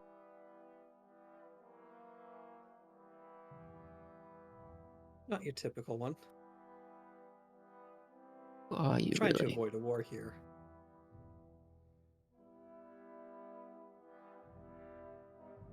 If you want me to be forthcoming, and he's still saying this in the tellback thing as well. Mhm. If you want me to be forthcoming with you, I'm going to have to know more. You are obviously more than just some Rails emissary coming from Galarat. You know more than you should.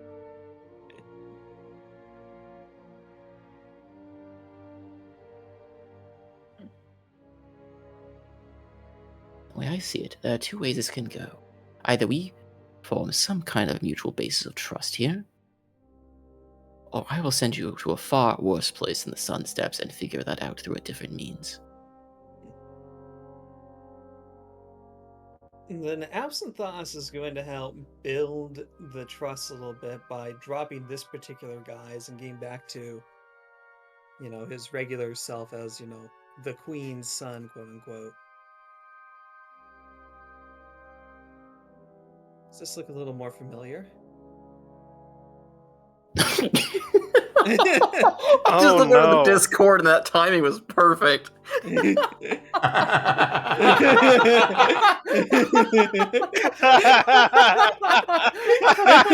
Oh no!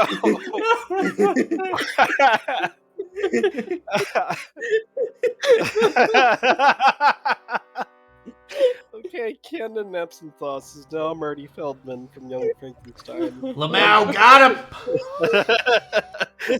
The timing of that. The timing of that. Does this look normal? And then that image pops up.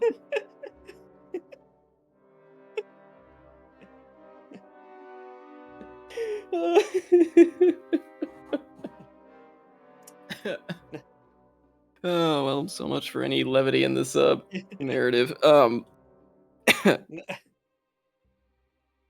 His eyes kind of grow wide for a minute, and then they quickly kind of regains composure. I was right then. No normal emissary. It's safe to assume that, you are indeed her son, then, aren't you? That I am. Ultimate goal to at least prevent some kind of war from going. And is the rest of your esteemed party with you? Kind of does a little, little shrug. I suppose it's no matter, but... What is your real reason? Yeah. What do you know? I know it's Rast most likely. I know that Paylor's been chained. Somebody would like to ascend to godhood. And that would be not so good for inter-city relationships.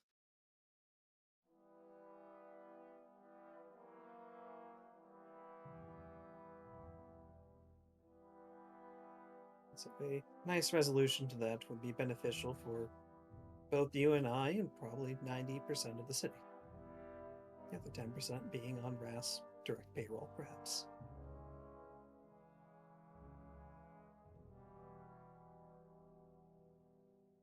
What knowledge you possess could land you into the darkest depths of things you couldn't even imagine, boy. Is this age Is this a conversation you truly wish to pursue?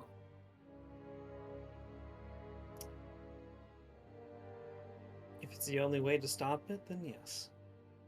Even if there's other ways to stop this is happening without the additional knowledge, then we could try to be a bit more discreet that way. What is Gallarant's stance in this, little prince? I don't agree necessarily with the rest of my council members and what they are attempting to do. I love this kingdom. I love what I get to do for it. It's not the way I would have gone about it. What is Gallarant's stance in this? Are you coming to try and weaken the city to take it over? No, conquest is too difficult to say the least. I mean, do you have a map? He rolls out the map that he pulled from the shelf, kind of detailing the city. Yes, I have several, actually. It's my job, after all. Well, I mean, if you think about it, we have Points of Gallarant, the coastal city over here. And then Gallarant really wants to conquer Sunbreak, that they have to go all the way across the ocean, which, as you are well aware of, is quite a challenge even these times. Then get to a coastal city, then go all the way inland. He sighs a little bit. Boy, I know I'm not a general or anything, but surely as a prince your thinking isn't so narrow. What would happen if word got out? The council was chaining the deity that so loves this city. There would be, well, no one would believe you, of course. But let's say, in the obscene circumstance that you somehow convinced the entire kingdom, or had proved to show it, the entire kingdom would riot. And it wouldn't take much of a conqueror to come in and try to sweep it up. That is my fear. That is a You don't need an army to conquer a city that's destroying itself from within. And I will not let that. And should my mother choose to be a conqueror, then I think you know the tales of the curse breakers, that they would be the first to stand up against her. You would stand against your mother? Is that what I'm hearing? Yes, if she chooses a path of violence and conquest. And what do I have that you will honor your word?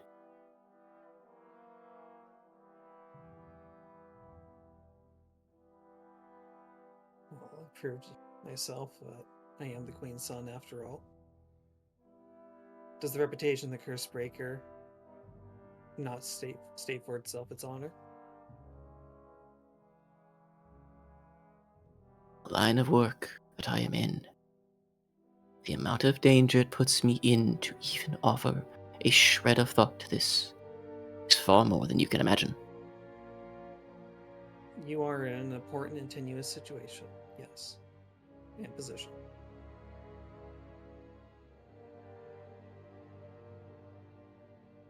I mean, even I'm trying to figure out how to offer something that would even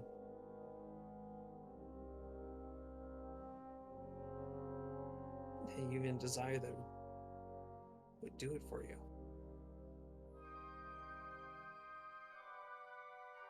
I think at this point it'll just be trust and trust alone. My boy, who you think you're talking to? And you see him walk over, grabs a parchment, starts jotting things down. You see him kind of furiously writing away. And before long, he turns, a very well-manufactured script in front of you. Can I read it, or is it called business?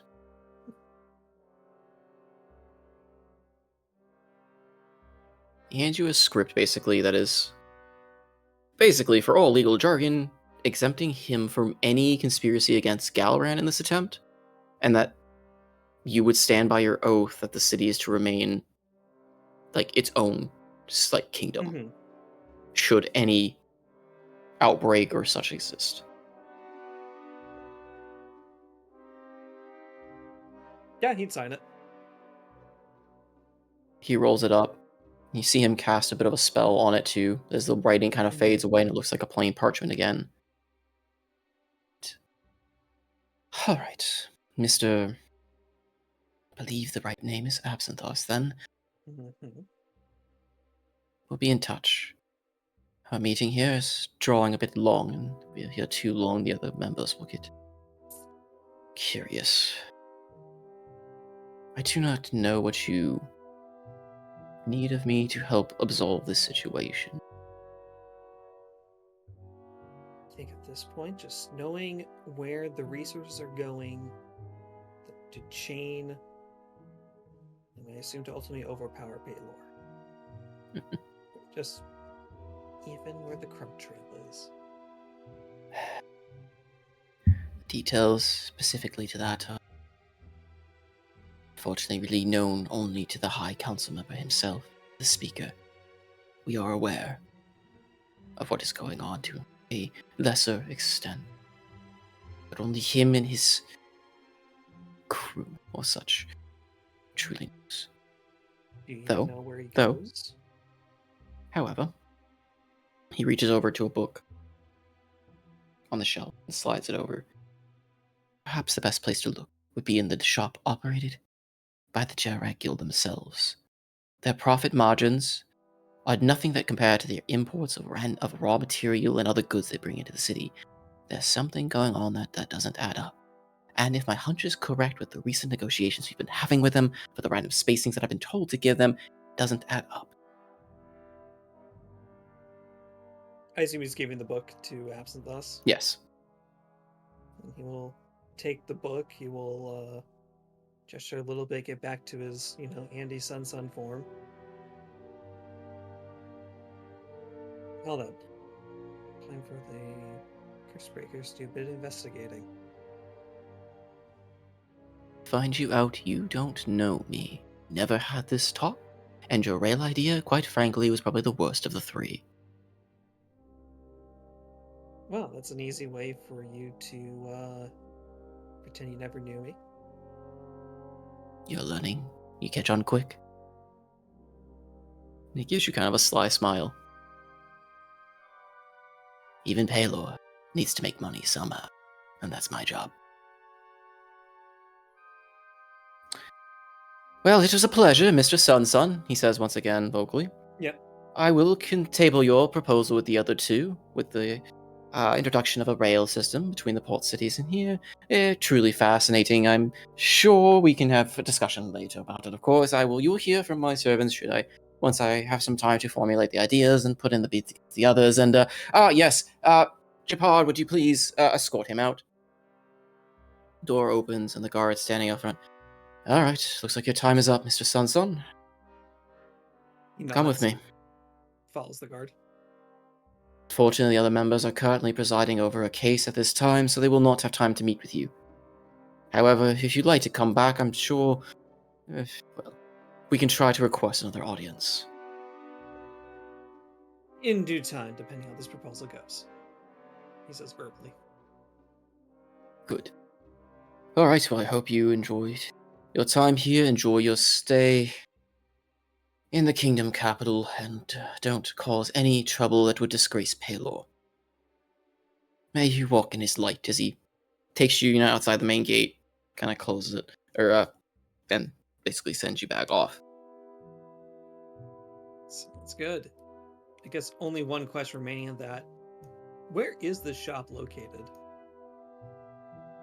What part of the city? Sun's Bounty. The same shop that Hilly was kind of scoping out. Then he is going to ask his ghostly owl just to look, fly into a corner that kind of overlooks the shop, and just to see, the volume of people going in and out. Is it different than surrounding shops? Okay. And Sun's going to go back to the inn. I mean, he's going to take an obfuscating route to get there, but he will eventually get there.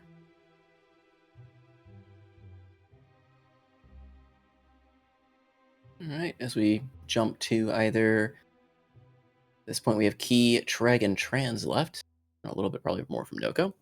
I still can't get over that stupid image timing. I was bored. Sorry. Oh, I love it. It's just, again, the timing was fucking perfect. Does this look more like natural? I gotta get the channel to show pictures and stuff in the recording. It's gonna be really fun.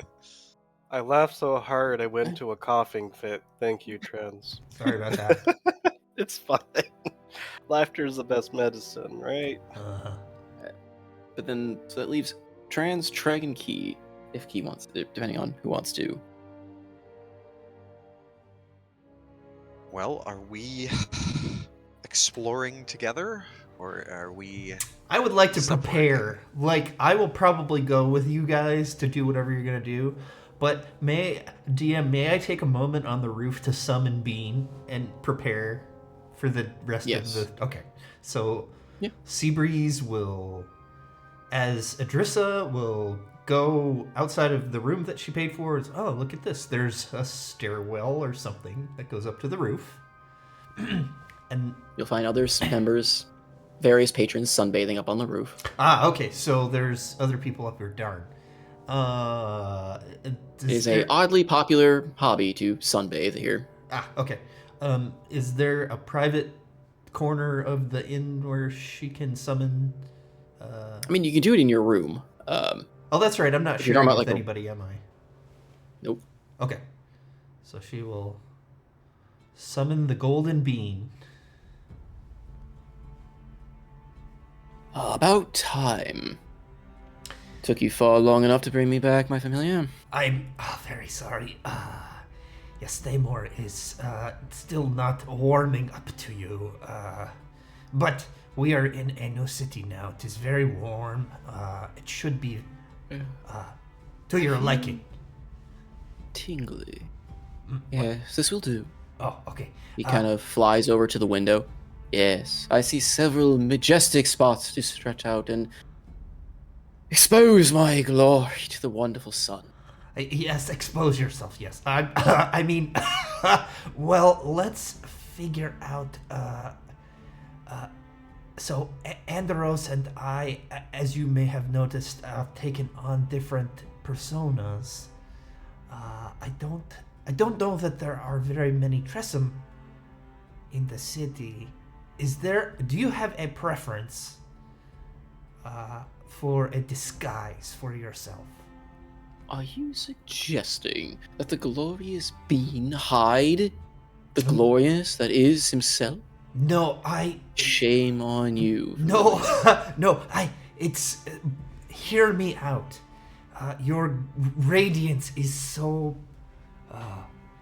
magnificent that you don't want to attract so much attention, right? And why wouldn't I? Because we're sort of trying to stay out of the light, so to speak. Well, I guess if you had to pick one lesser life form to resemble, what might you pick? Oh, I suppose I would pick that of just a normal cat, I suppose. Ah, okay. Well, that's going to look very strange if you fly over the city as a normal cat, but that's okay. I will let Andros know. If the condition is a normal thing that can fly...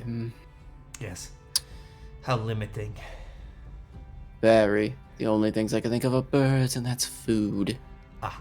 I do not wish to be food. No. I will set up your things in the room that we have rented. Of course, of course. And I need to contact my superiors, but... You're already talking to him. Yes, other ones, yes. Well, I will leave you to your sunbathing. Very good, familiar. Do enjoy the light.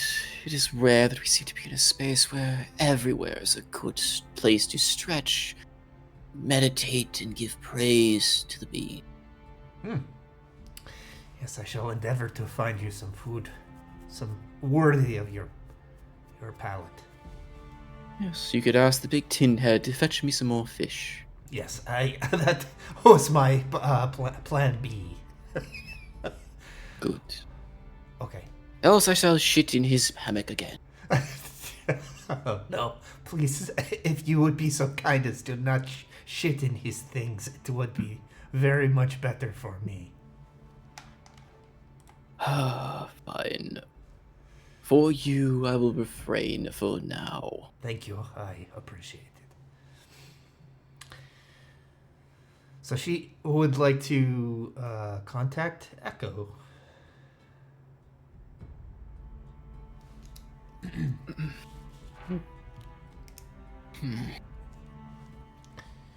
Been a bit. Everything's faring over there. Yes, we have arrived in the city, and things are, I suppose, nothing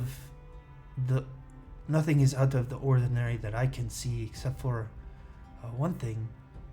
I did notice that there were markings, as you would expect in a large city, but they had a tint of the divine, which was very strange. I've never seen this before.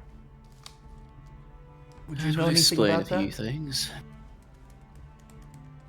That city has always been a bit of a blight for us to try and get into.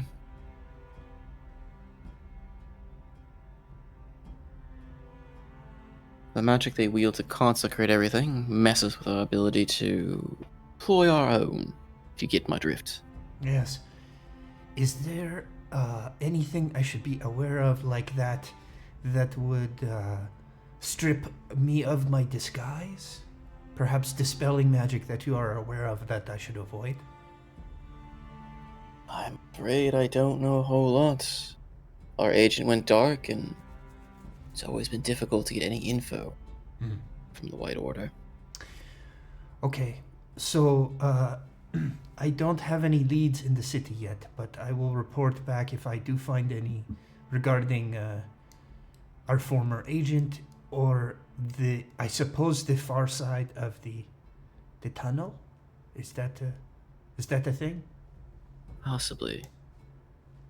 But I'd be wary if I were you. If what you're telling me is true, we have an agent gone missing and divination magic, as you say, on our markings. I fear that perhaps our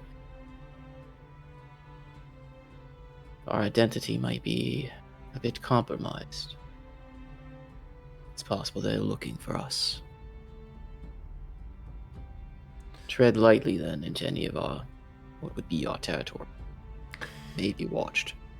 Perhaps then I should scout the prisons or the places where they might hold one of us? Or do you think that they would not bother? Unknown.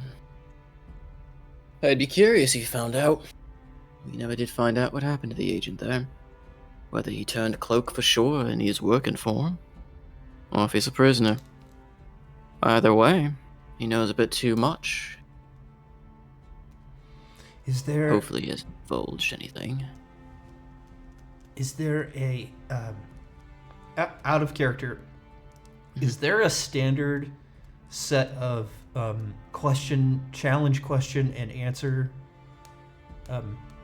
code that if I were to meet this person or another in the Faceless, that would help me to identify them, other than whom does the Faceless see? You know, that old one? I mean, that's the standard one. As far as a specific one, mostly the ring. Okay. To identify you actually as a Faceless. So really, not so much wording. It's literally just the presentation of the ring, because it can only activate its magic on those that's bound to. Okay. And that would be bound to someone who is a Faceless. Okay, well, I will contact you again likely tomorrow or the next day, but I apparently have a lot of work to do, so I've got faith that you can do it. You've proven good results before. Yes, thank you.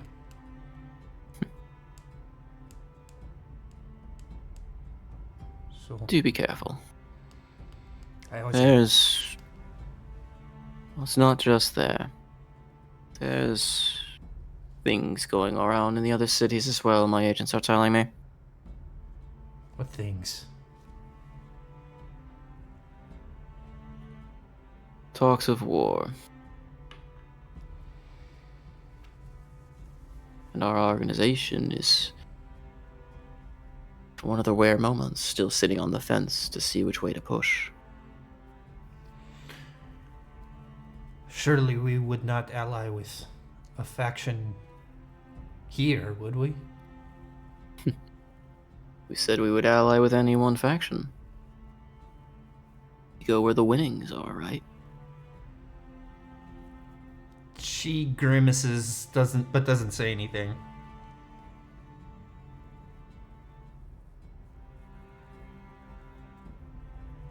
Well, we're still watching and waiting.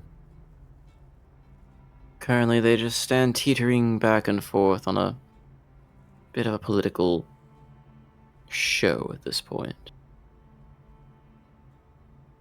We are still weighing whether it's worth to try to push them one way or another. Well, I and my friends might be able to help push in certain ways, but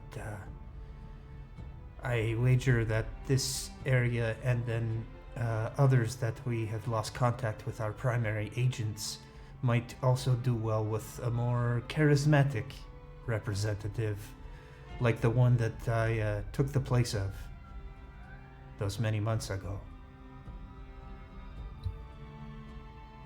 But it is up to you who you sent where.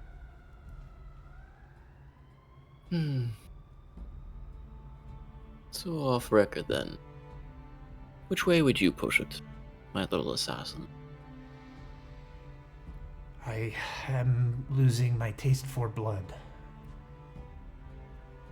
I dare say that I don't know the difference anymore between one nation and the other, but in my time, I remember Galaran being a very harsh place, and from what I have seen of this city, it seems more uplifting? Still, it has only been a few hours.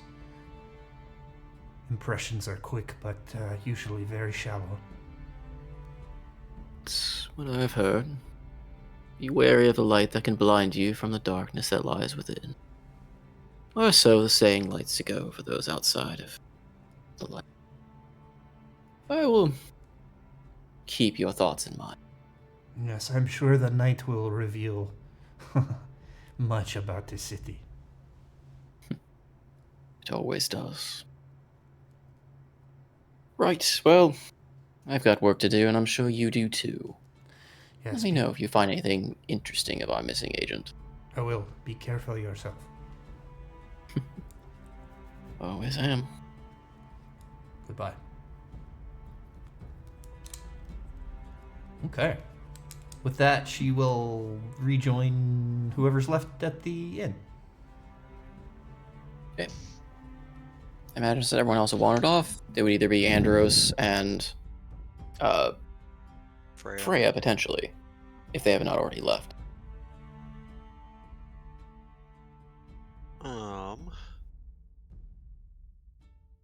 Did Seabreeze say that she was wanting to travel? I remember she said she wanted to travel together, right? Yeah, sure. She, I think I said this last time, whenever Andros and conceivably anybody else wants to openly walk around the city, I mean, her disguise is that of a pretty high-ranking soldier, so she wouldn't mind, and she would actually encourage, like, going with people to places where they might need, help. Yeah. Yeah, I think Andros would probably wait. make small talk maybe with the bartender.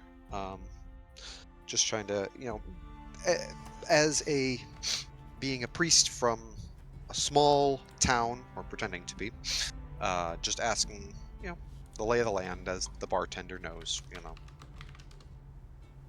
I'll walk up on that conversation, but go ahead.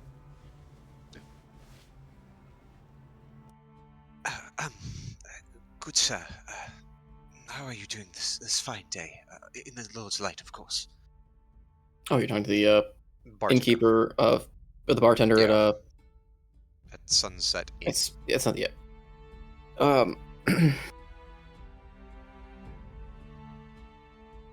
Okay. It's a rather spry little halfling of sorts. It's a spry little halfling. He's kind of like making his rounds, serving drinks, kind of doing a lot by himself. Seems like he's kind of taking the job even from the other staff. And when he finally gets a break, you approach him. Oh, what can I help you with? Oh, good day to you, sir. I'm just waiting for my companion, and well, it's been years since I've returned to the city, and I was curious what the news is. It seems to be, well, I don't remember ever seeing so many of the guard before. It seems something is amiss. Father, if it's been a while since you've last been here, but no, I mean, it's really not too much different. Mostly just because we get a lot more people here. They're all coming to praise the great name of Palor and all that, and give the city a good visit. Oh, I suppose it does make sense. We are deepening into winter. Well, by the Lord's name, it is not winter here. Of course. It ain't gonna be winter in the graces of Palor. Indeed, it's not. Sir, I apologize. Great dishonor to you. May I know your name, so I might pray for you?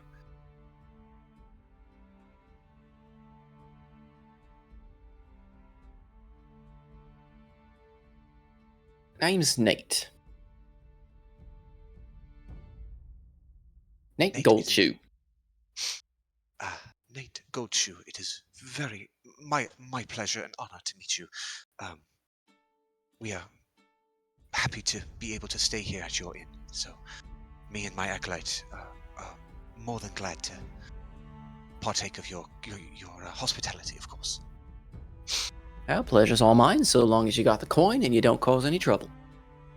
Yes, we were graced some meager coin from the Chantry, so we are able to enjoy your hospitality. Well, very good, Father. I hate to put you out over simple things such as coin. It would be no matter. We are in Palor's holy city, of course. Anywhere would be better than out in the cold, of course. Oh, Adrissa thumps up. Right. My companion, of course. Well, Nate, it has been a pleasure. I hope to see you this evening, and for many more days, of course, as we spend a small furlough here, out of the cold. Right, yeah, what do you say, Pop? Father, you know what I'm saying. If you need a drink or something, just let me know. I'll be around, yeah. Of course. Walk in his light, will you? I suppose you already do, yeah. We all do as we must. We all do as what's best. Seabreeze Adrissa, kind of starts glaring, like, this guy's an idiot. Well, hello, sister. Lovely morning. Can I get you anything? She doesn't look at him and looks at, Father. Shall we go? Rude. Yes, indeed. We are bound for many of the chantries. Visit the holy places, of course. Sounds, Good day, sounds what? Said good day, Nate. Oh. Said good day, mate. Your nationality. Alright, yeah, enjoy your chantry crawl. Walk in his light. Yes, walk in his light, sister. Yeah. Right, I think I had an order from table number 2. But be right over there. Just turn and nod to Seabreeze and to Freya. Right. Shall we? Father Aldrin, where's the first stop? I would like to visit some of the various chantries in Sunspot Plaza. I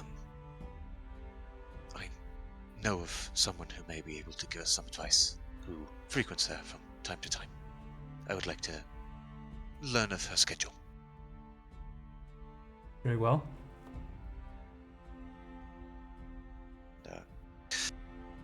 They'll leave and make for whatever is the nearest of the chantries in Sunspot Plaza for Pelor. Okay, so you're just gonna go around and kind of look for Amara's schedule, basically. Yeah, basically. Yep. Okay. I mean, it's not too hard to figure out. She's a pretty big name and all. But the response you get from a lot of the chantries as well is she hasn't been there yet. And as you proceed, they kind of give you the schedule that maybe she's at the other one, or maybe she's starting at one of the other chantries. There's a lot scattered throughout the city as you meander about. You kind of finally start heading to one that they suggest.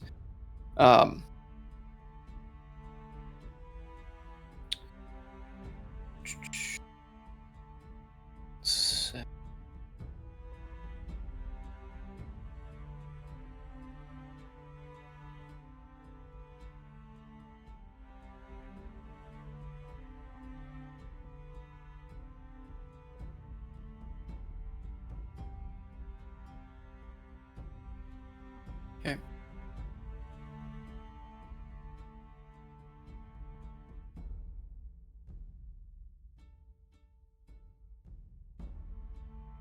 So they suggested one that we suggested, and we'll make our way there. Yeah, so you'll make your way there. Yep. Yeah, nothing really out of the ordinary. All little small temples, basically, each kind of grand in its own way to Pelor. As you approach, or you enter, go to this one, kind of the next one on the list, so throw open the doors and walk in.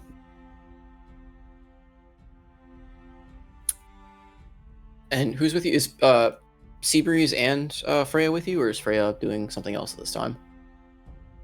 Nope, I am just currently with Andros. Yeah, the three of us make our way over there. As you walk through the door, well, only 2 of you get inside. Seabreeze and Freya, you walk inside the chantry. It's basically the same as every other chantry you've walked in. Several pews are lined up at the end of the altar to Pelor with a statue and his symbol behind it, and several odd clergy members kind of going about. Andros, as you step through the threshold, a slight tingle kind of raised on the back of your neck, and you don't enter a chantry. Instead, you enter a large looking, kind of ornate looking room.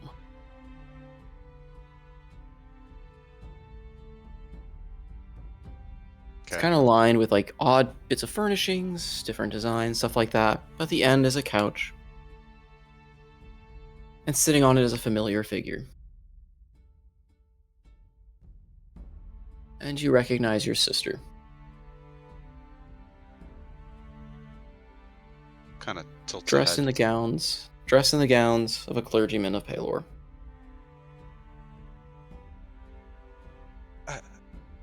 Excuse me. I think this. How did I get here? I was looking for. The High Oh, Mother. drop the act, brother. You weren't very good with the old man's speech anyway. You really think you can fool me? You're the only one that can walk through those doors. Oh. Shit. Fuck. What? They told him it wouldn't work, but oh well. Looks like I was wrong. You walked right on in. Kaz, dear. Darling, first off, hi. Hi! Do you know how much trouble you put us in? Put you in? I assumed it was just my trouble. She stands up, kind of in a huff, and walks towards you, stares at you kind of intently. Yes, you're in trouble, and it ends up trickling down to all of us. Father? No, you big idiot. Mother is being blamed for your murder. For my murder? Yes, your little girlfriend you killed.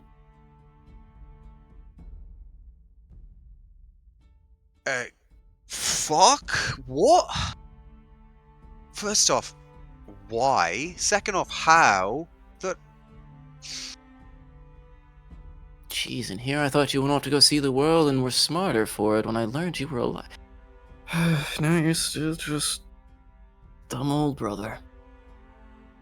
Alright, so start at the beginning. I didn't fucking kill her. Whatever happened, it weren't me. Sure, I visited her.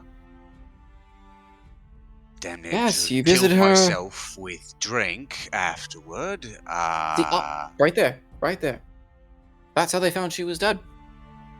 They said that she was given poisoned wine by a mysterious suitor that they later traced to being you. However, your mother claimed that she was the one that did it. Or our mother said that she's the one who did it. I suspect to cover up for you. Why she would cover for you, I still am damned to know. Poisoned wine? What? How? You're the one who did it, you tell me. Or better yet, you should probably tell the judge so they don't kill our mom. Fuck. She goes on public trial in 2 days' time. Now, you can either come with us quietly and confess, or I can have the rest of my friends here. And she says that you feel the gaze of several other, for lack of better description, things watching you from the various rooms inside the mansion. Here, hunt you and your party down.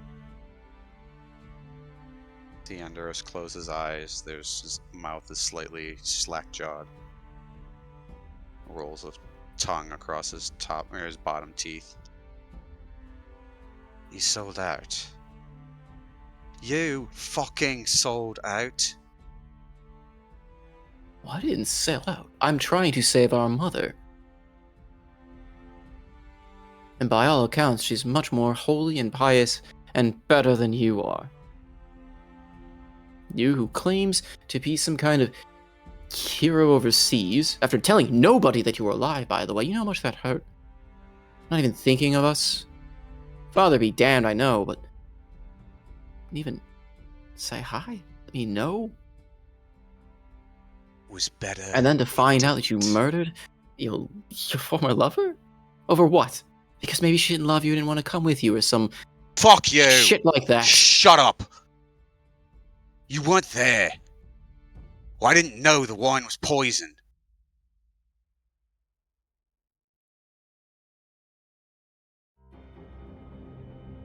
Whatever happened, I didn't know. Well, that's not up for me to make the decision, I suppose. That'll be up for the council to figure out your fate.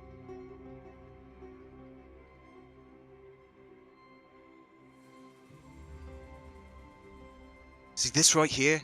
This is why I didn't tell you I was alive. It's a lot fucking safer for everyone else if I'm not.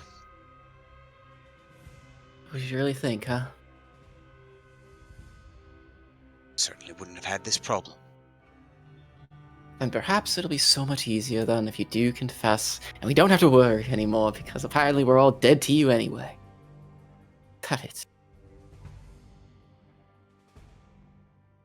Is that what you heard? That I'd rather you all be dead? No. That's just what I picked up from the fact that you never sent a letter or anything to say hi. That you survived. That you were alive and doing well. I didn't And agree, that of would course, with you. immediately get back to father. You know, Probably. the man who And what the hell was he tortured going to me do about my it? entire fucking life. And you were free of him. He wasn't going to send an army after you. And now here we are. Instead, our wondrous sibling reunited, our family reunited, with our mother about to be killed because you murdered someone. I didn't. Hello would have been a much nicer way to go.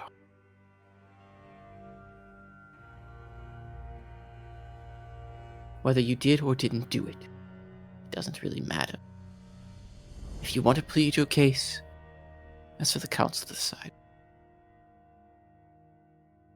I'm here because they told me that you would be coming. And I could set up shop, open up the little hut, and you would walk right on in eventually.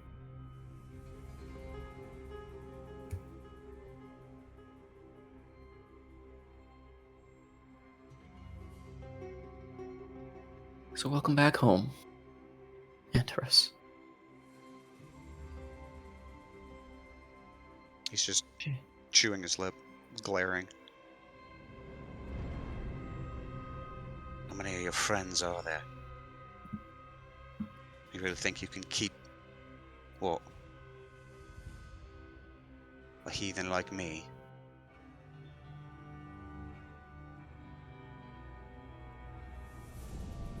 I don't know. I've got several in here.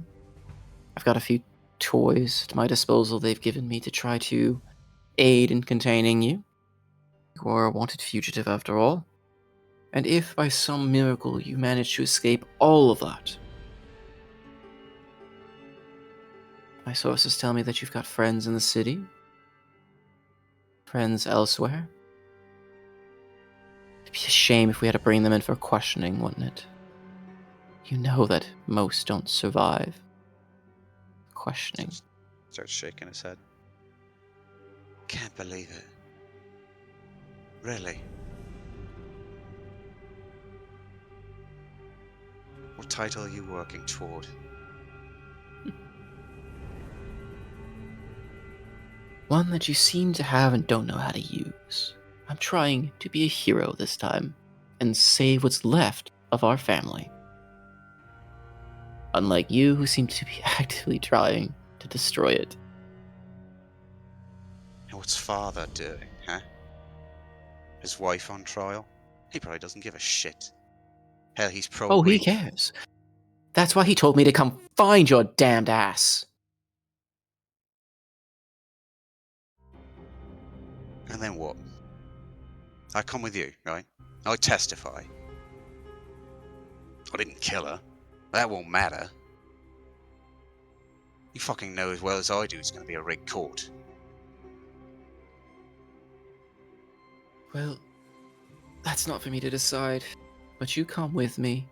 You testify, and whatever the outcome, Mother is spared. Whatever happens to me, you don't give a shit. I thought we had something, Kazdir. We did. That was with the old Andros that I knew.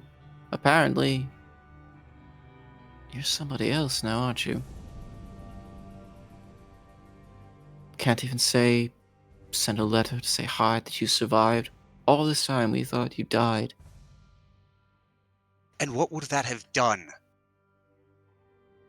Hells, I don't know. Come say hi. We could have reconnected, done something. I come back, and damn father's back on my ass again. He's got no choice. He's got no choice now. There was hope potentially before. There could have been something we could have done. He had no touch of you over in Almir. but no effort was made. No shit was given to the rest of your family. Instead, here we are. The only time we can talk and even know you're alive because of the situation.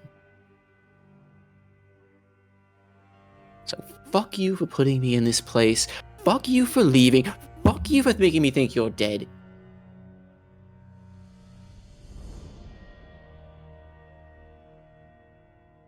May Palor have mercy on your soul.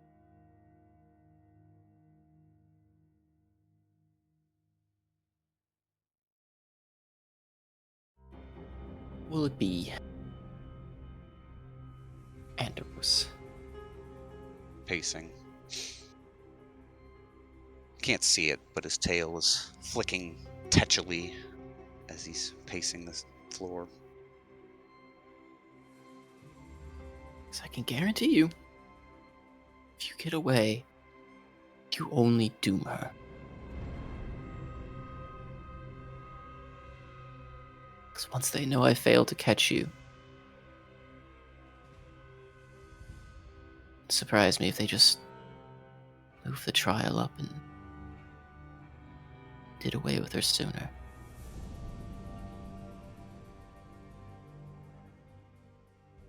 I think there's something else going on, too. There's a reason they blamed it on her. Can't do anything about it. I don't really care the reason right now. That little worm called knowledge. It's a good thing you don't have it. Otherwise, it'd be probably you on the chopping block. Or whoever was else next. Oh, fuck you. I got better grades than you did. You don't know what the fuck you're talking about. You don't know what the fuck Father is up to. I know more when he's around than you do. Or anything about you, for that matter. At this point, you're more a stranger than... And you were better off without me. Or so I thought. Until you sold out. Shit. What does Palor have to give to you? Do you remember all the years you spent visiting chantries, offering the food to the poor, mother healing the sick? That's what this was supposed to be all about. Not putting people on false trials over the murder of something that didn't happen. I don't know that it didn't happen. Evidence all points against you. And it can go back to Mother and I, going about, healing others, living in the light of Palor. You're the one that fucked it up for us. Come now. I know there's clerics in this damn city that could pull that spirit out of her, talk to her again. Why didn't they do that? Was that too heretical for fucking Perlorites? I've seen it done before. I'll let you ask the court that. Get your answer. Let's say I do this. Let's say I go with you. Mother gets saved. The brother you hate now rots in a jail cell till they decide off him. Or worse, more likely. And you wouldn't see me again. But you'd be happy. That's different from how it was before, where we thought you died and never heard a word from you. And what? Was life worse then because I wasn't around? Or did you just find a way to cope by starting to march lockstep with... Fuck you. I thought we did have something. I thought our family meant something to you. Sure, Father be damned again, but didn't think it applied to all of us.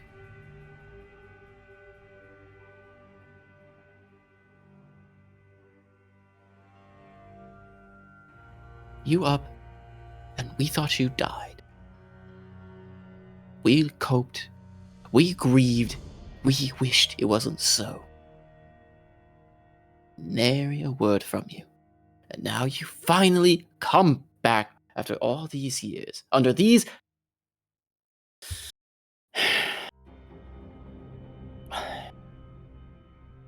these situations, do you expect me to... happy? And you're trying to lecture me? No, sorry, foolish of me.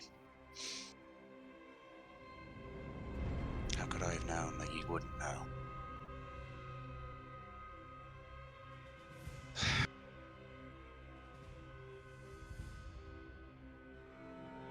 Leave the others out of it. Can you at least promise that? Or is that above your title? As far as I'm aware, they want nothing to do with the rest of your party. They just want you.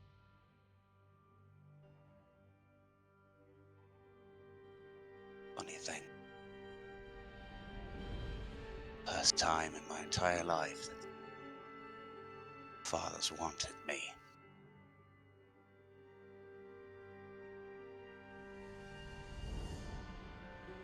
Guess all that repressed fatherly absence might be finally time to come due.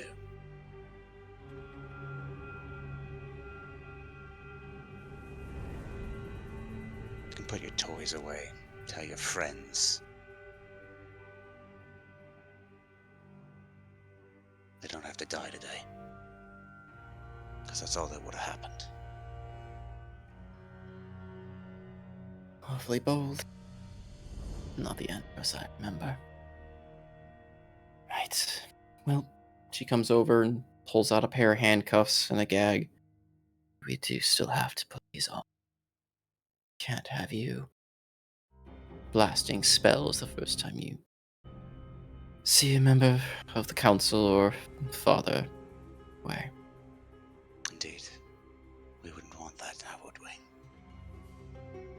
Besides, I'm only here to save Mother. Nothing else matters.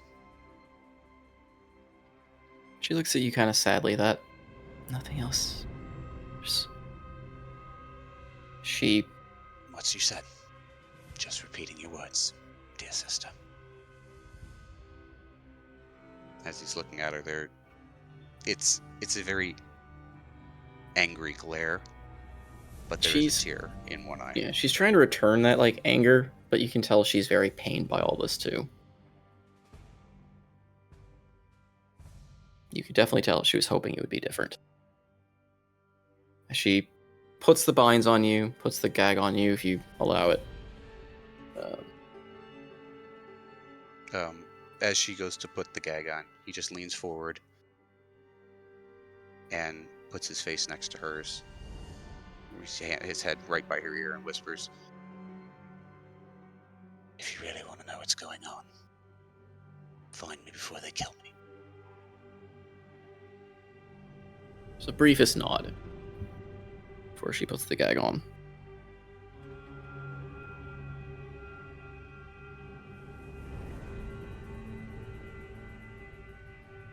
"Do you will go with her willingly?" Okay. Well, shit.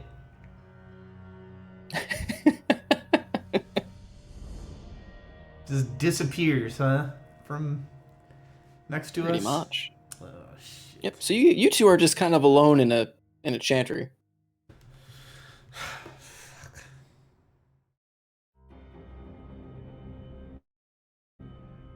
You want to pay? You gonna come back out to us?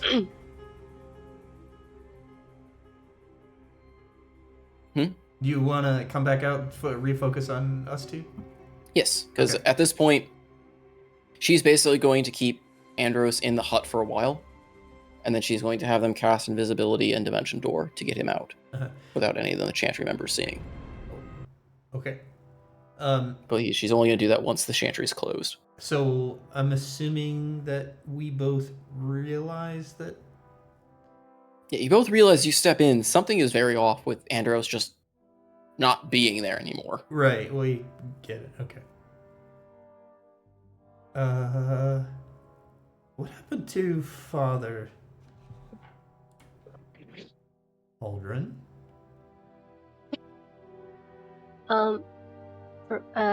Mira will look around, noticing that the father is indeed gone. Like, I'm assuming the tidbit was probably more than like 10, 20 minutes. Yes. So she will look over, and reply, I don't know. Is he not? I mean, there's other wings and branches. Maybe he walked that way?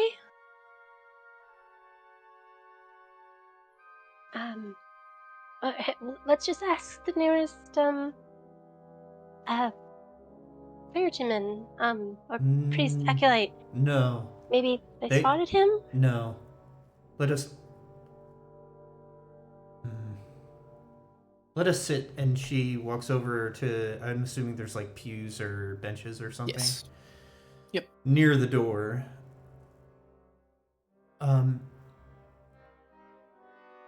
I think he must have gone invisible or been abducted. In either case, we don't want to draw attention to that fact. Is there anything that he had on him that we might use to find him? You recall? No. Sadly, I don't really know.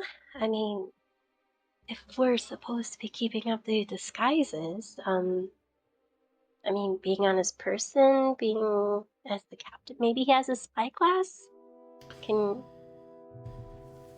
I know he had a sending stone with the crew, but I have no way of contacting the crew to get them to use it. Then it's gonna be difficult finding him. Perhaps. Mm. Where is everyone else at this point? Not that I would necessarily know this, but I'm trying to gauge how long it's been since everyone went their separate ways. Probably only about maybe an hour or two at this point, between like you're summoning stuff in the morning, you talk to the barkeep, and you kind of went on a bit about chantry crawl, but you didn't really spend a lot of time at them. So Absinthos is conceivably still doing what he did earlier in the session? And yeah, Absinthos would still be in the meeting. Thamor is probably, at this point, has done his part where he's like speared himself with his harpoon and is now wandering to the cells. The whiplash of this.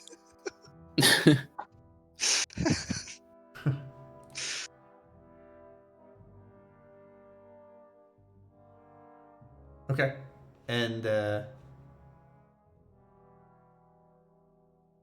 Pestles and Hildy are...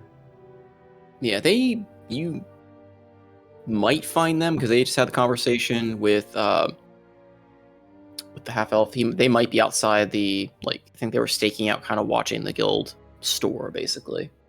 I thought that we might have gone in, or one of us had gone in.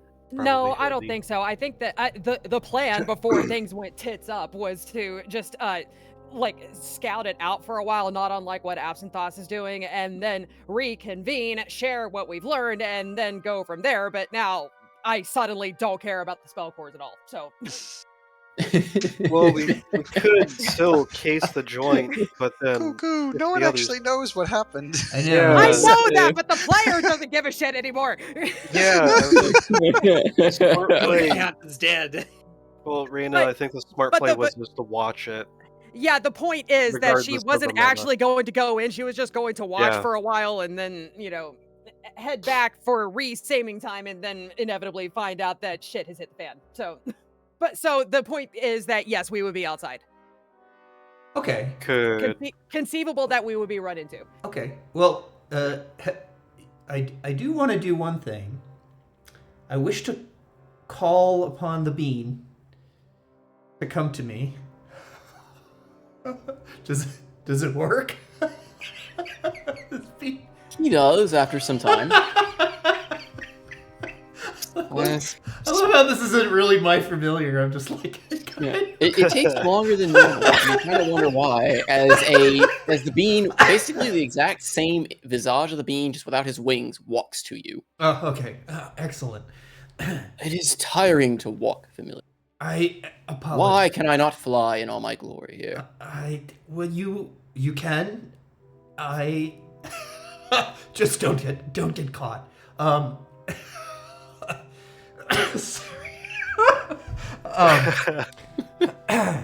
Serious. Okay.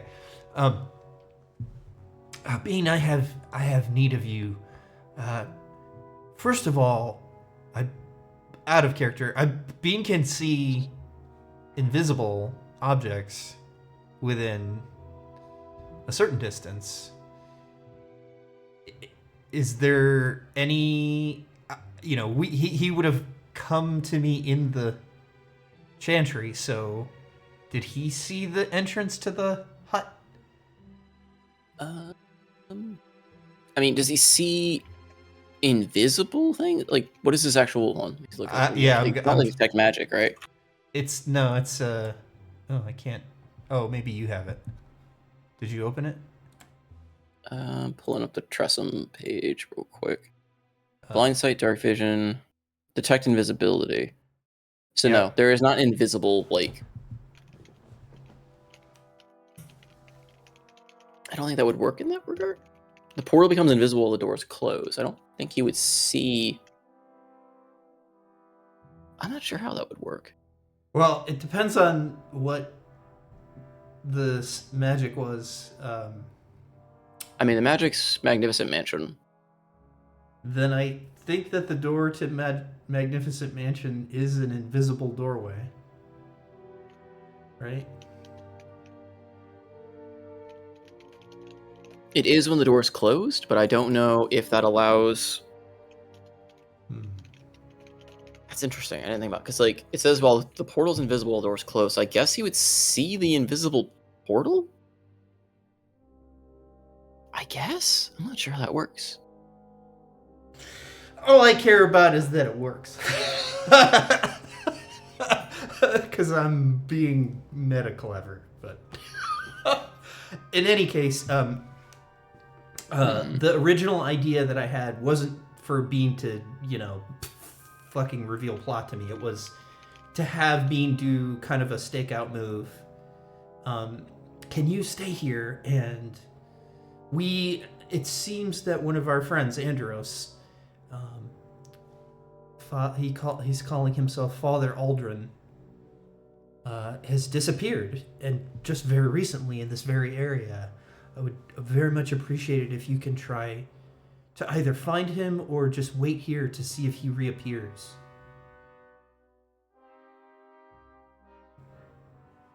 Can you help me with that, Bean?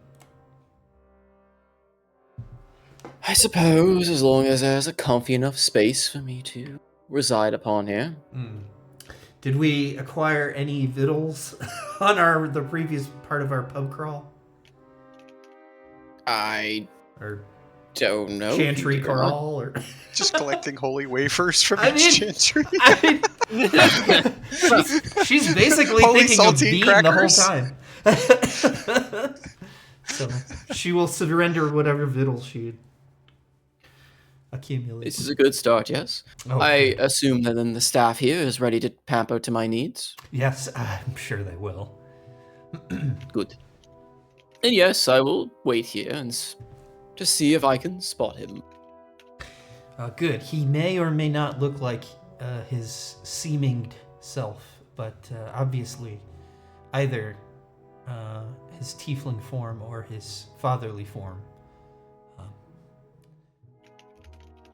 And I shall return here by nightfall. Freya, do you have any other ideas of what we might do?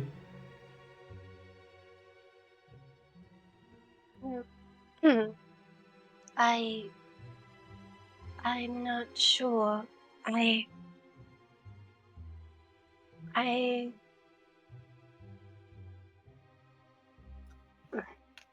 I'm as lost as you are. I'm sorry.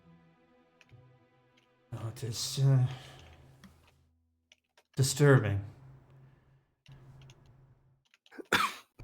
Well, I think that the most prudent thing to do would be to reconvene with the others and try to put together a plan to search for him.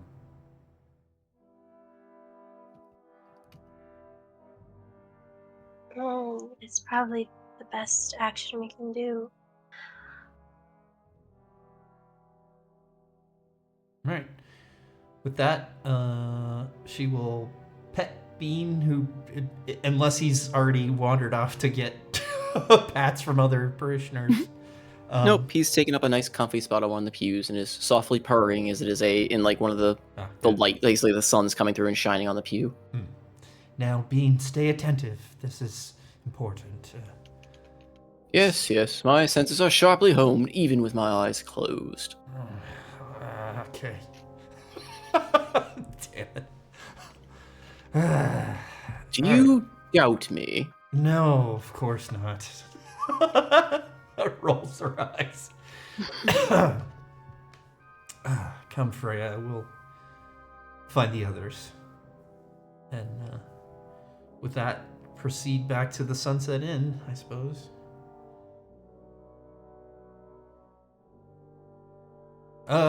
No, wait a minute. Can I wonder... Were you gonna try to run into Hildy and Pestles, or? Yeah, certainly. If I know sort of which way you went, I was gonna say, let's see here. I mean, I feel like we probably would have, alarm? like... You set an alarm... It's not for specific people, though. You cast a spell, you can designate creatures that won't set off the alarm. You can also... So could I cast the alarm spell on this doorway to only detect Andros? Or is that too specific? I don't think that's how it works. I think that's how alarm specifically works. It'd have to be like, I think, a higher level divinity spell to do something like that, to my knowledge. Let me double check.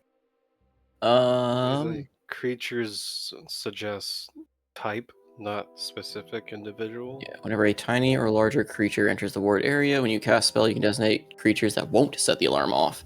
You can also choose whether the alarm is mental or audible. So can I just list a whole bunch of species except for tiefling?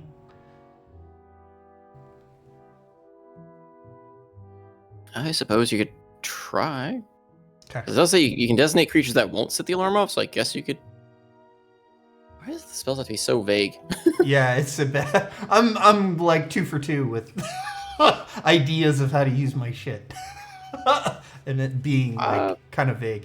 All right, well, just in case. I mean that's how I kind of used the one in Greener Greens. I'm just curious on like how you can list off, because I had them tagged to the residents basically, but yeah.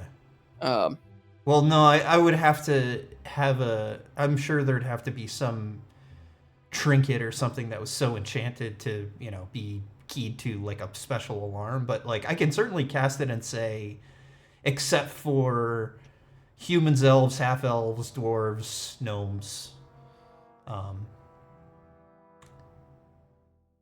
Yeah. Yeah. Well, it seems like it's like specific creatures, basically. Cats, dogs. I mean, yeah, I guess we can go with that. All right. So the parameters. I'm pretty sure his sister is a tiefling as well. So.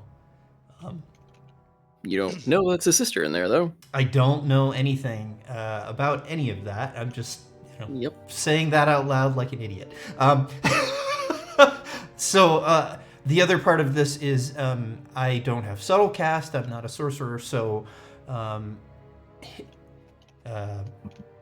need Freya to perhaps make a bit of a distraction so I can cast this on a doorway of a chantry, which I'm imagining would be quite conspicuous if just attempted outright. Yeah. If you want to get the guards call on you, that is a very quick way to go about it. Yeah, I would not attempt that. So, Freya, I am suspicious that he may pass through this way again, so I'm going to try and cast a spell on the doorway, but I will need some sort of distraction. Would you mind terribly getting some people to, draw attention to you?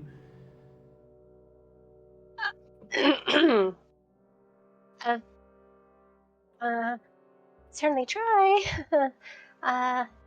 She will look around nervously, trying to rack her brain as she's kind of like going up towards. I'm assuming there's some kind of like podium where they have there's like the an altar. Yeah, there's like an altar or podium for when they're giving the sermon, and behind all that is a statue of the symbol of Palor.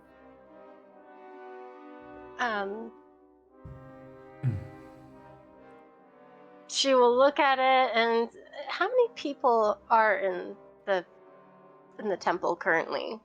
I'd say there's about six various, mostly clergymen, like clergy men, women, clergy people. Yeah.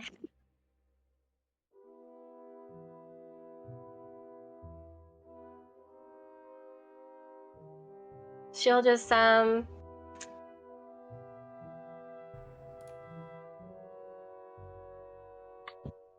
guess what I'm gonna do is she'll just turn around, and with thaumaturgy she will make her voice super loud and start singing a Palor hymn. That's perfect. Roll a performance. Easy. Palor loves this we know. Or the chantry tells us. I'm like have to struggle to actually get alarm out because I'm like laughing. Oh wow! Yay! This is Seabreeze's actual secret payback for all the pisses. Very nice. Yeah. Wait, did you? Oh, you fucking. I'm sorry. I thought it said you rolled a 2. Holy shit! You have a plus 17. What? No. So yeah, you go clear your throat, and with the augmented effects of thaumaturgy, start singing a very loud, kind of improv ode to Palor, kind of verse taken from probably maybe one of the books that you picked up, like one of the chantry books, and you're just singing from it.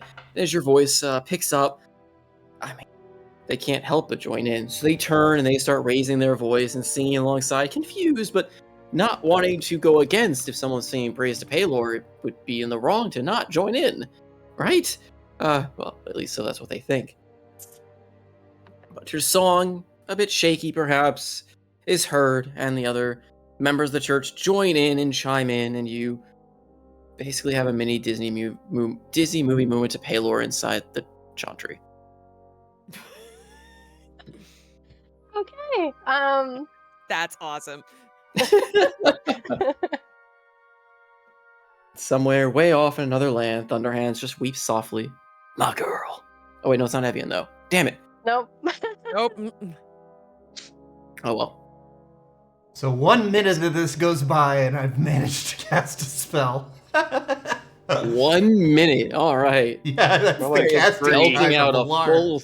You can cast 3. Well, I'm only using just the one. I'm assuming there's only one main door, so. Yes. Okay, that's the best I can do, unless there's some sort of crack I can give to Bean to keep him from falling asleep like a fucking lazy tard. God damn it, Bean. Holy cat. No. All right. I'm sort of thinking about staking this place out all day anyway, and maybe, Freya, you can go back and find the others I just want to keep watch on the area. I don't want to just leave, I guess. I don't know. Well, So- so you are done with the alarm, right? Yeah. Okay. Also, well as- done. Well done. Really She- impressive. That was very impressive. She'll clear her throat and then she'll be like, praise Palor and all his blessed light. Yes, Right? that was truly moving. Okay. Thanks. Please don't ever make me do that again. But it was okay. So I'm sort of tempted to just stay here in case he shows up again.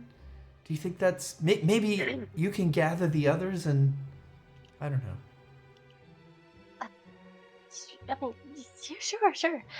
You're able to blend in more. I wouldn't call it blending in, but I'm certainly not going to get a lot of questions in this garb. Exactly. That's what blending in. Anyways, yeah. I can do that. One question. Where's the inn again? Jesus Christ. Well, we walked from there. Fuck off. But it's southeast of here, and she points down the road. You just kind of walk over that way. Right. Sorry.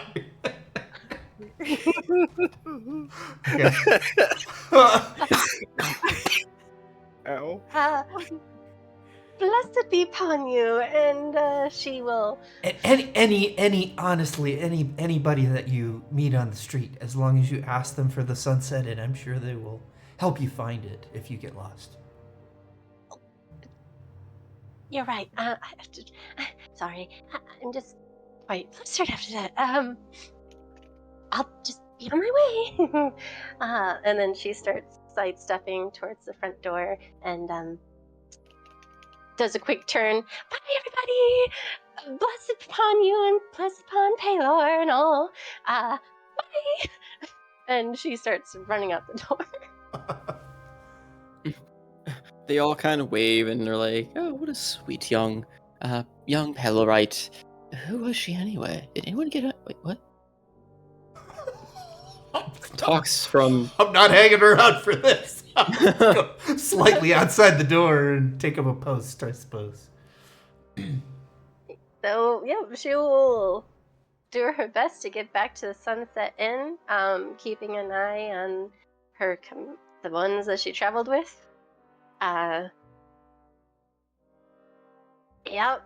And I'm assuming once she gets back to the Sunset Inn, she'll bump whoever is there first.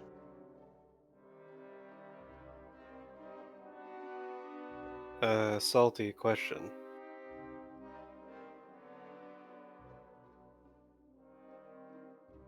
Sorry, I'm just trying to read through some. I guess technically, yeah, he would have to leave if this is reading right. Huh. Interesting. Anyway, what's up?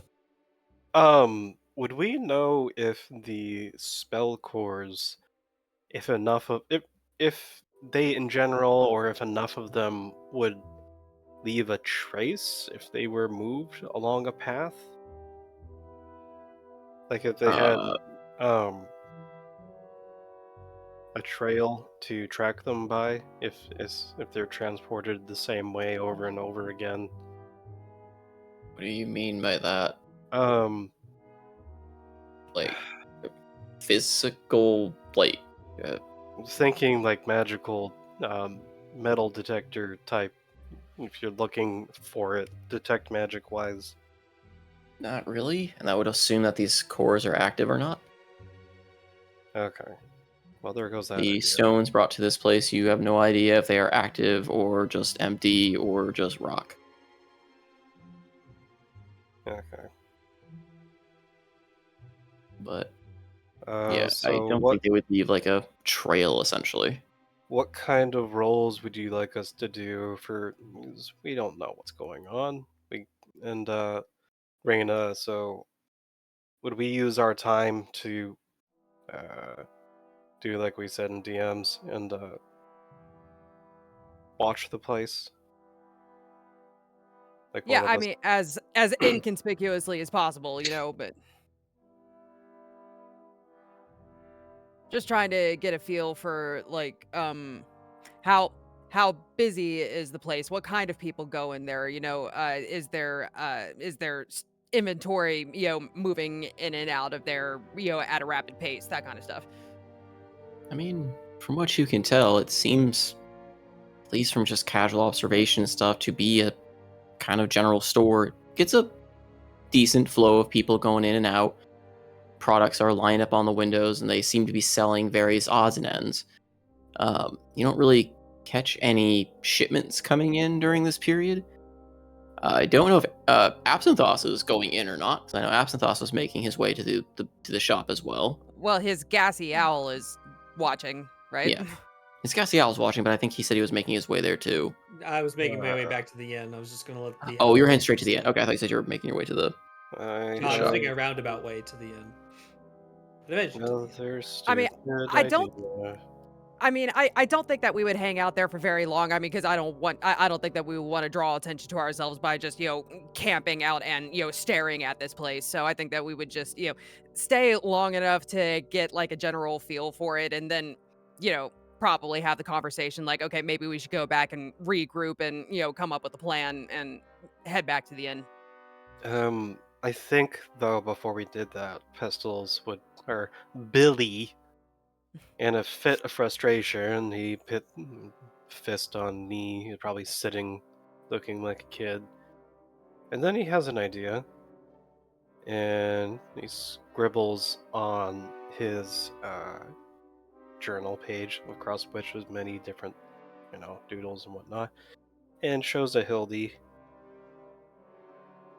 Face tunnels ?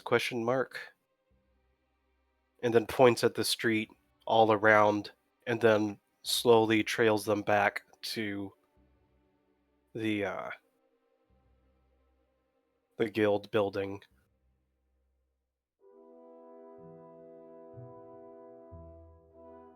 It takes a minute before finally seeming to understand, and she nods and just whispers, maybe Seabreeze will be able to figure out how to help us explore that, but we should probably at least meet up with them before we start exploring.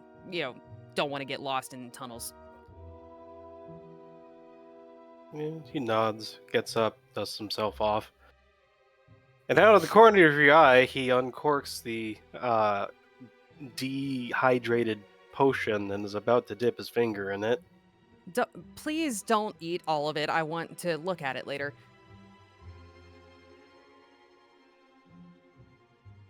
Pout. Corks it. And away we back go to the inn. Yay! Right? That leaves mostly just Thamor, who hasn't gone back. He just stepped away. Just my Oh. Of course you did. Perfect. Blah! It wasn't Shred this time.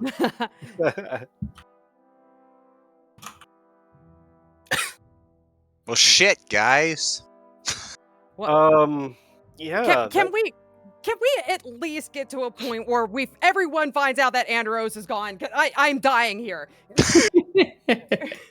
Why is it every fucking time we get to a city, someone gets to jail? Every time! I can't take you anywhere! You got thrown in jail in fucking Calaran. We almost got thrown in jail in Tudborg, and now fucking Sunbreak. I'm surprised you didn't get arrested in Jarrag too. You probably would have. You almost did. I was very close. I pissed off the dock guard. I negged the dock guard so hard he laughed in shame. Hold on. So you're saying for the punch card, he didn't get a punch for Dunmoric? We got to go back then. Okay, I mean, we Andros, you were arrested in Dunmoric. It just wasn't were my arrested. fault. We were taken to in front of the quote-unquote king. I think that counts. You were under house arrest, more or Yeah, less. we were under house confined Oh, arrest. to yeah, jail. yeah. When Evie and Thunderhands happened, we were under house arrest. Yep. Does that- She was trying to get info from the guards, so Thunderhands happened. Okay, Andros, you are never allowed to go to Tel Aviv. Can't No. stop, won't stop.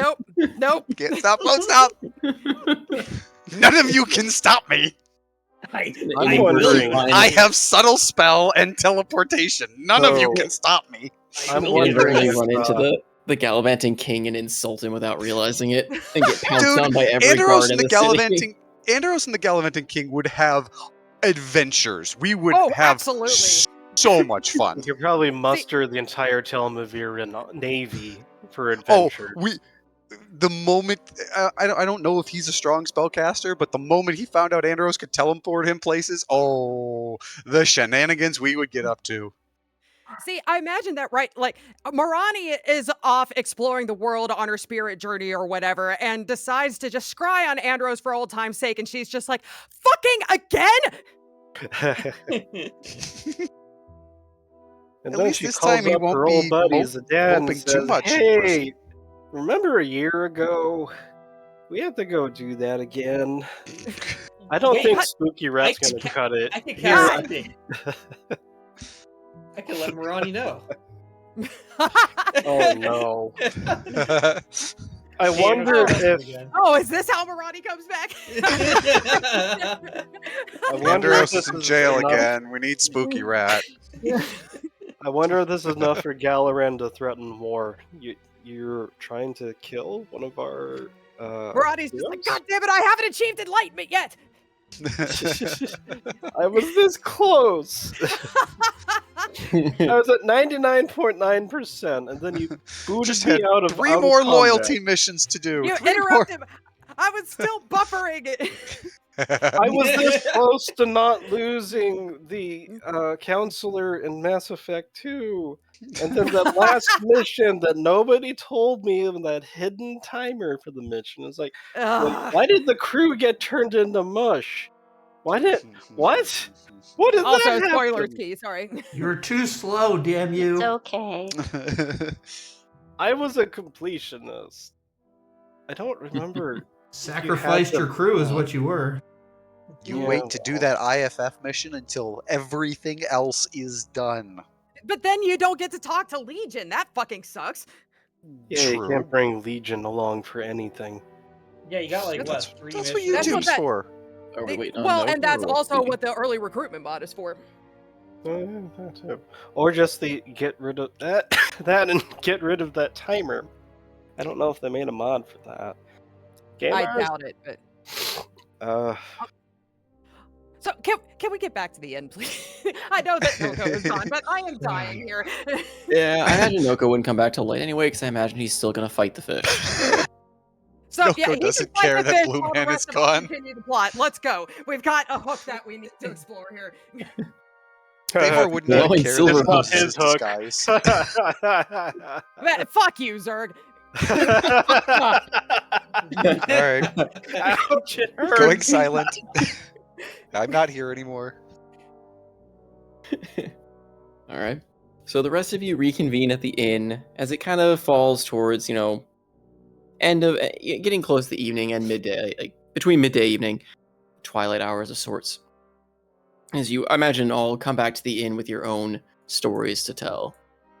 I'm staying at the Chantry. Oh, there's Noko. What? Oh my gosh. I said I'll be back in like 5 minutes.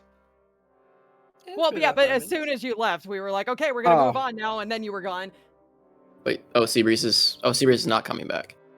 Yeah, I'm staking out the Chantry with B and my alarm It's okay, spell. Freya's here. She can bring us up to speed. Somebody please bring us up to speed. Yeah, I mean, I think once everyone intervenes, you would just see Freya's disguise, or her being disguised, pacing back and forth, looking very, very worried, and her eyes will flick over the door. Who's the first one to enter? I would say. Pass.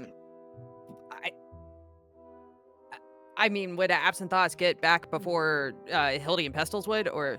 I feel like Hildy and Pestles probably would have gone back first. I took a circuitous route. Okay, then let's say that Hildy and Pestles are back first.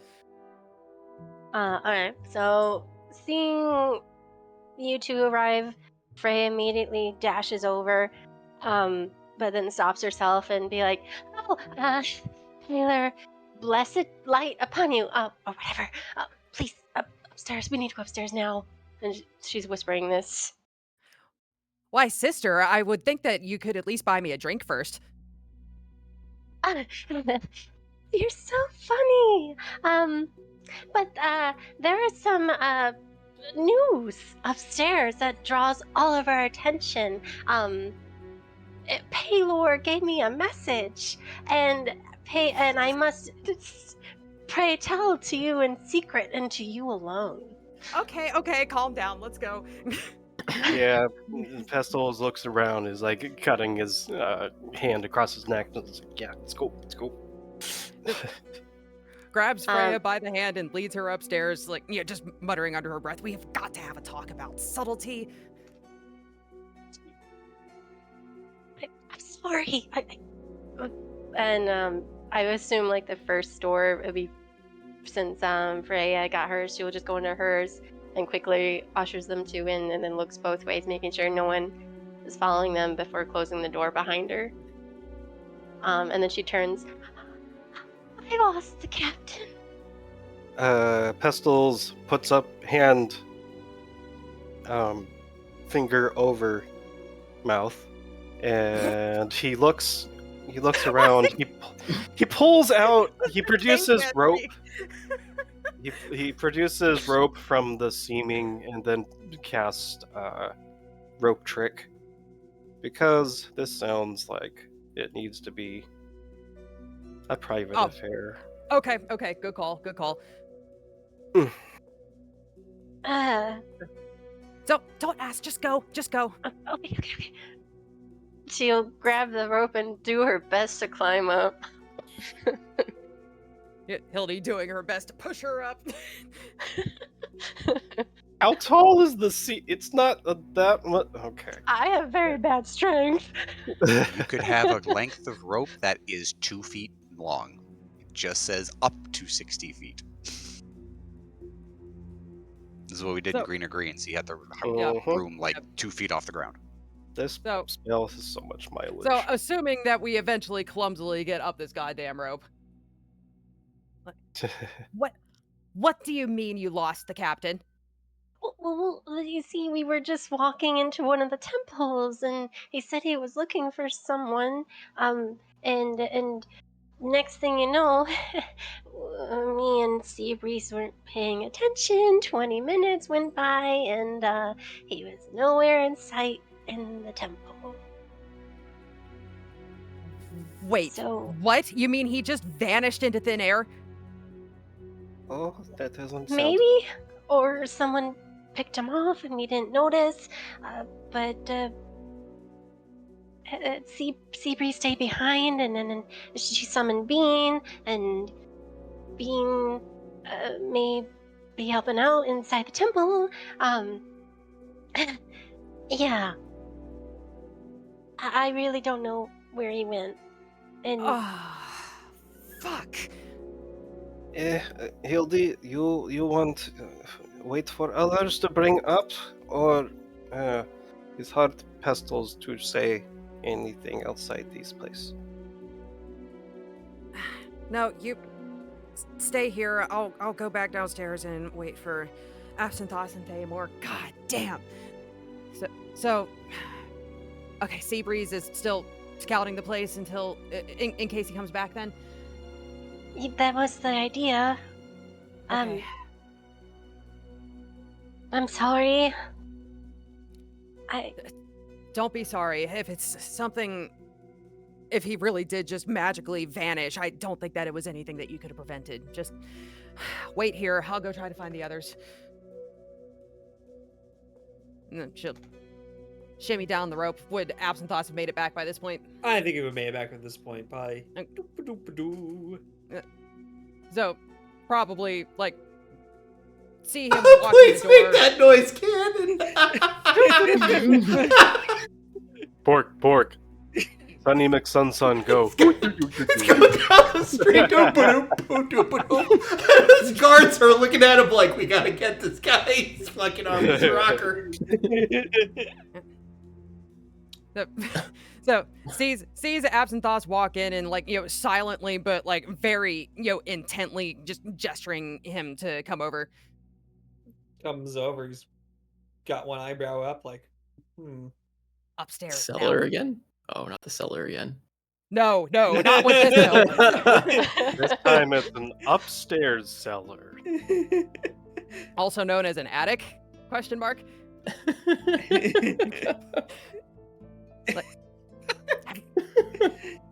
Comes up the Have you seen Thamor? he's just going to tell about the speech to arouse less suspicion. No, I have not. Oh God, I hate it when you do that. Well, you seem to be one about secrecy. Well, we've got a fucking problem. Andros is gone. What do you mean, gone? I mean, gone. Apparently Freya and Seabreeze went to scout out a temple, and as soon as they stepped over the threshold, he just, poof, vanished. Family problems.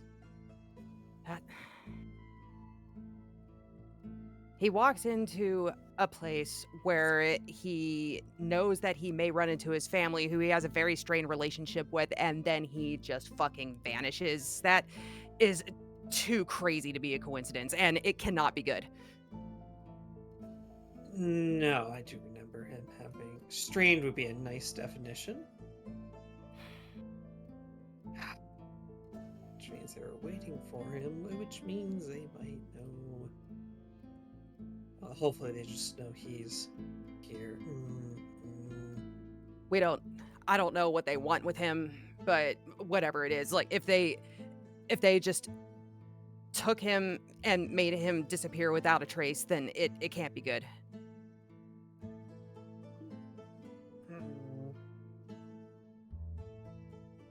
Well, two things. One, I can at least get our disguises going. If he's using the spell I think he's using. Secondly, where would he resurface? I don't know. To divine some hints from beyond. I think that maybe we need to... It would probably be like trying to find a fucking needle in a haystack, but maybe we should split up and as covertly as we can take a look around, maybe see if we can find some trace of him, anything. I don't know. No. I doubt that would work. And I'll say why. If they already had it, then how do they lose it? They just walked through a door and he just disappeared? I don't know. I don't know specifics. This is just, it's secondhand information from Freya, but... I'll ask Freya. Yeah, that would probably be smart. But if it disappeared, I doubt spending all the extra effort looking around. I mean, where would you even begin? I don't know, but he's got to be, he's got to be here somewhere, right? I mean, they didn't just vaporize him. No. We would hear the agony of his scream if we did. In fact, he probably would tell me, fuck off in the middle of my dream. So far, he hasn't done that yet, so he's probably still alive. That is not as comforting as I would like it to be, but sure, okay. So, I got taken. I'll go talk to Freya. Yeah. I'm going to, as he looks down at his amulet. I've got an idea of something I can do in the meantime, too, but we need Speaking of, there's a geriatric trade post that I sent my owl to look at. Yeah, I think I ran into it, too. There's, frankly, I don't give a shit about it anymore, but there's some interesting stock coming through there. Yes. That's what the trade minister said. And frankly, if there's anything involving with Paylor, given Andros's family history with it, that would probably be a good first place to look at. If my divining gains nothing, that's where I'd go. That's where I will go. That's as good a place as any to start. Better than most. I can't All paths imagine lead to that Paylor. all of the the fact that the guild is here, all of that shit with the gods being shackled, and now Andros disappears. It's got to be connected, right? Somehow. Oh, Absalom has the surge of thought that kind of makes him space out for a second. Wait. Oh no. He's gonna go run up, figure out where Freya is. Just watches him run off. Yeah, just run off. He's got a bad thought. So in the meantime, if you don't mind me doing one last thing before we switch over to you, there is one thing that I would like to do. Salty, I have a sending stone keyed specifically to Orin that I got before I left Cinderhaven. I'm gonna take out that sending stone, and I'm gonna send a message to Papa. Father, in Sunbreak, taking care of Ren's business. Andros missing, maybe in danger. Can you call Ren? Don't know who else to trust.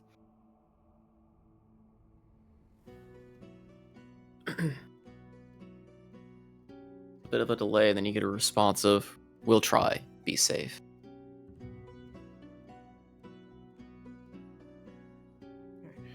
Then I think that she would, if Thamor hasn't gotten back by this point, I think that she would just wait down there in the main area of the tavern and wait for him. If Thamor doesn't know what's going on, he'll probably hang out by the bridge here and see who passes by. It's the only bridge over here, so someone has to pass by. And, he's supposed to be scouting this area. He would come back about the same time that they were told to. Thank you, Trent.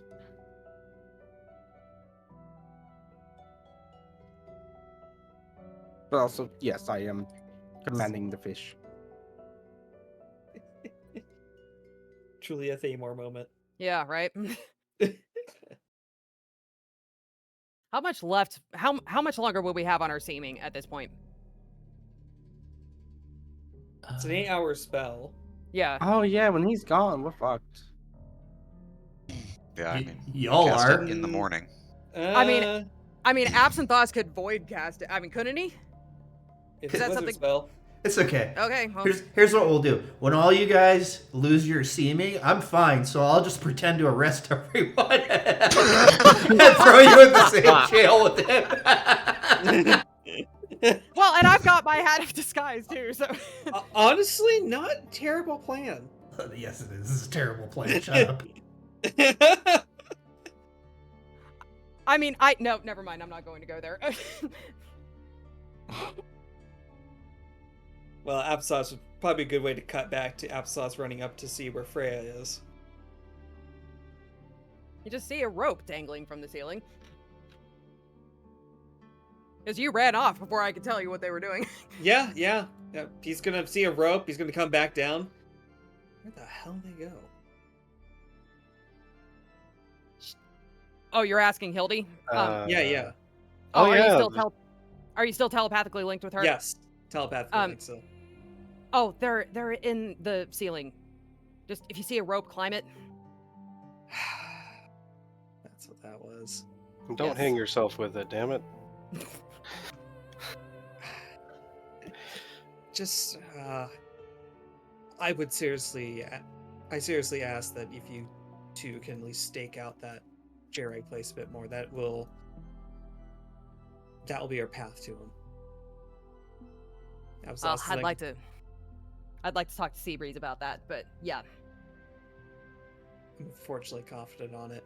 Absalom is going to go up and see where that rope is, and then start climbing the rope. Climb. Climb.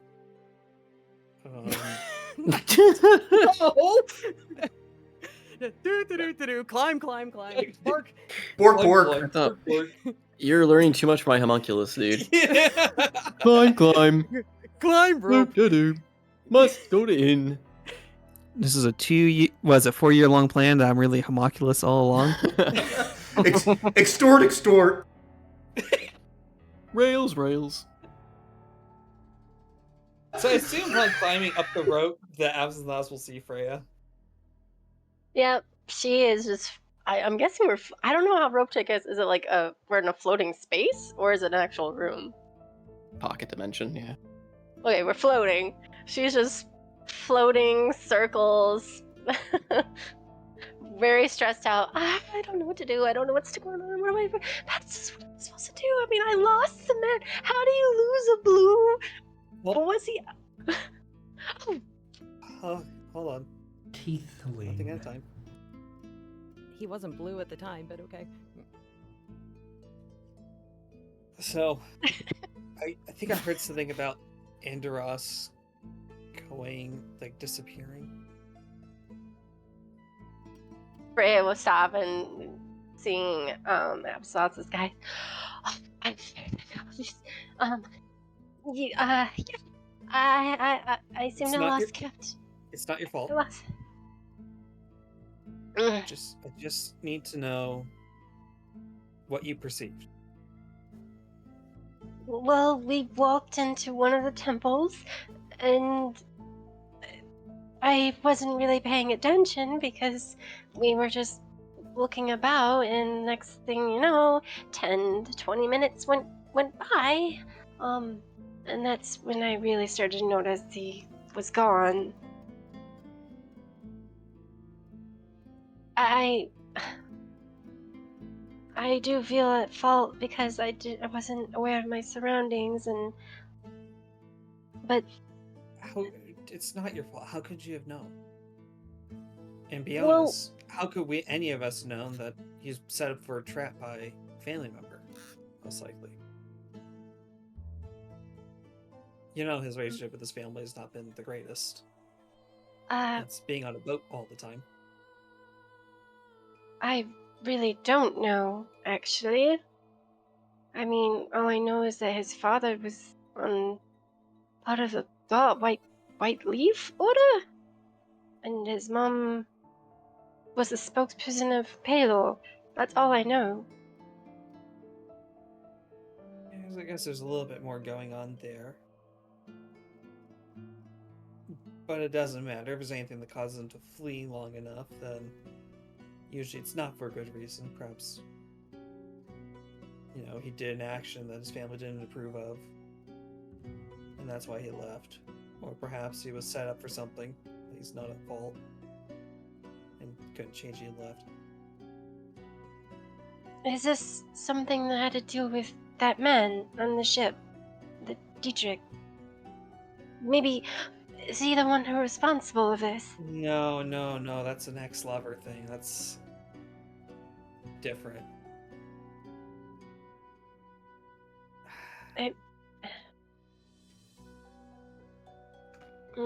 Well, I guess that rules that out then.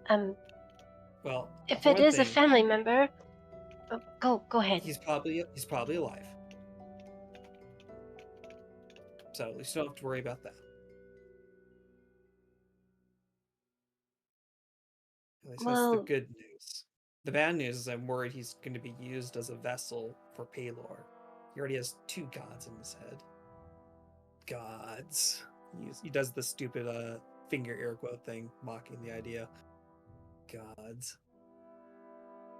Be a perfect candidate to put Palor in, given how they're trying to shackle and chain Palor. I'm confused. I thought Palor was here. I felt his presence everywhere. Palor's here, but he's not in the most free. Palor power, not Palor self. It's like Faust. He give Pestles a bit of Faust, but Faust is not here, at least not recently, not since Island. Remember when we were in the boat recently, and Umberlee made all the weather really crazy, and there was that giant sea monster thing. Well, And yes, big I red moon. recall. Big red moon too. But Amberly, scary fish lady, was there. And big red moon supposed to be moon lady, but moon lady not there. Is like Paylor, Pestil's thing.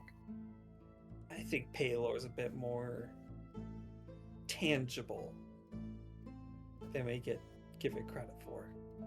No, yes. Sure. Pestil's nothing saucy apple understand. Pestil's wish could speak better. No, I think I understand what you're trying to say, and I'm just saying I disagree. Or rather, I I mean, think it's there is both. a vast difference between being saloon that is gone and being here in Sunbreak. I mean, under Paylor's influences, it's quite powerful compared to what the presence of the saloon at night. I mean, Paylor is probably shackled long time more than Saloon, so bad sun worshipper know how to manipulate better. Yes, I get behind that theory. well, okay. If we could find Paylor, we could find Andros. Probably won't be far behind. Well, what if we speak to the mother? I mean, she is the spokesman of Paylor, right? Or one of the members? We just might have to seek an audience with her, maybe. Then it might be challenging, given that I already had an audience with their trade minister. That almost went sideways. Even if you do know the truth of what's happening on, you can't really say it out loud here.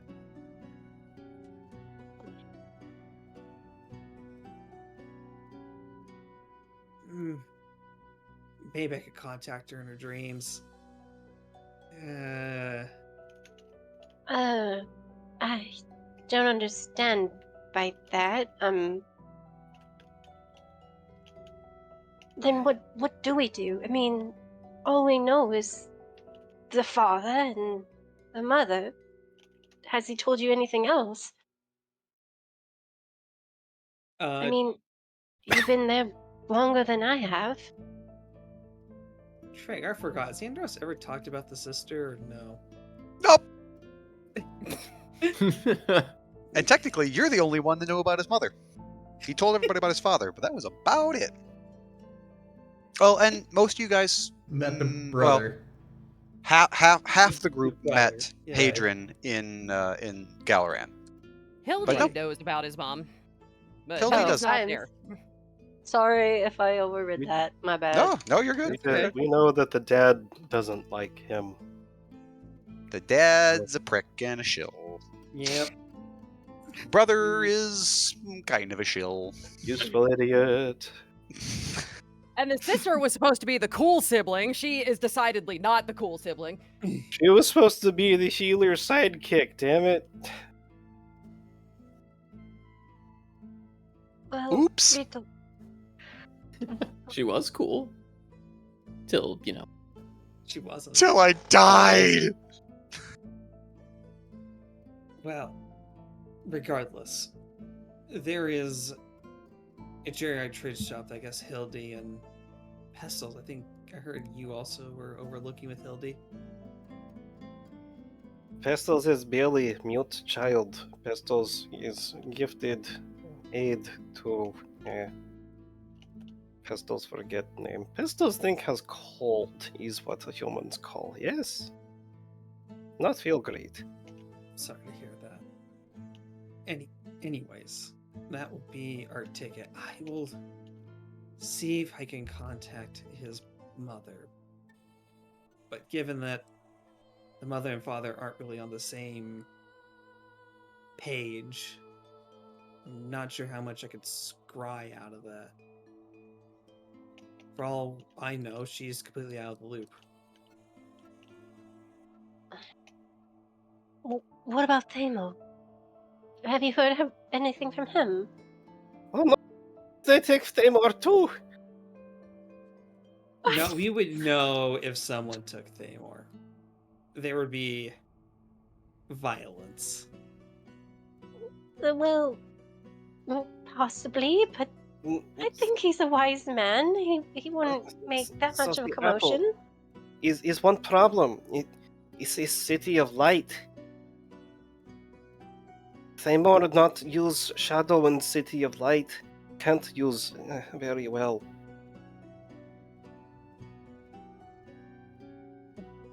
Call themselves a city of light. Or darkness, and I've seen in Galorand. Be as may, it is bright light, and Thamor needs shadows. Yes? Thamor doesn't need shadows. Thamor just needs... Oh. Just needs a stick. Well, regardless, we do need him to be here. I mean, Andros' spell is not going to last forever. What do we do if our disguises drop all of a sudden if we go out to look for him? I could probably mimic what he has done, but let me remind Thamor to return sooner than later. I would like to call upon the Void and say talk to Thamor to cast Sending to him.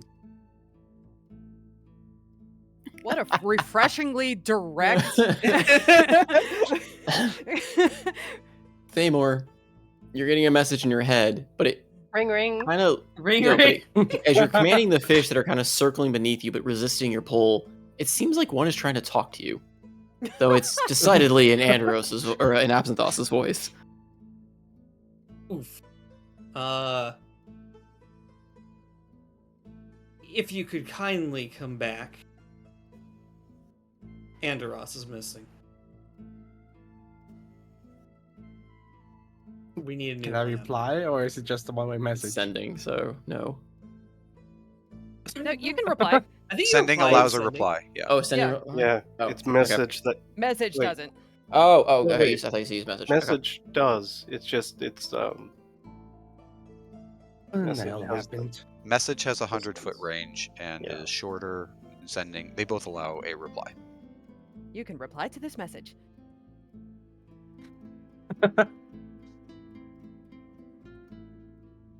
Fine, I'll be right there. Fish Also, released from your trying- grasp seem to laugh at you. Okay, never mind. I'm not gonna be right there. I'm jumping into the river. Jesus. Oh no. No, no. But also, it's Dominate B, so we'll have to make a save. But I also have absolutely no fucking charisma. Get your ass back to the fucking inn. Come on. Thamor, the plot is over here. But this fish just insulted me. I'm gonna have Bean come get you, and he's gonna do it by shitting on you and then flying away so that you have to chase him. As long as he get away, as long as he moves 60 feet in one turn, he's fine. The fish rolls a 22. Yeah, it definitely beats my Jesus, plus 10? Fuck. Yep. They've got the blessing of Palor. They have ridiculous stats for fish. Okay, that's it. We're killing Palor. No fish must be safe for me. It must be done. Hey, lore fish, too strong for Thamor. I will fucking jump into that river. That fish fucking insults me one more time. I will do it. Fucking, we'll cross the river, and if fish insults me, Thamor will just fucking yeet himself into the water.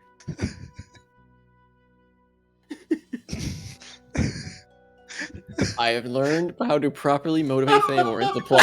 Just with the fish. all of the enemies we fight from this point on are fish. Yeah. And they're Is that a fish? and when you defeat them, they drop beans. That's how it works. It's not even defeating the fish. It's just having the fish be like invulnerable or insult him as a result of the actual plot. Like, there's the big bad. They're protecting the fish. Therefore, the fish give the middle finger to Thamor. Must kill the big bad. Must kill Paylor. I am only God. Yikes. Why are all your friends trapped in the Shadow Realm? Because of a fish. Anyway. So Thamor walks in and it's like, Hildy is disguised, but yeah, I think that Thamor would feel the Nixia vibes. Like, Hildy is pissed that she's had to wait, like, just stomps over to him. Where the fuck have you been? Scouting the bridge out, seeing what crossed. You were He fishing, says, weren't you? totally not. No.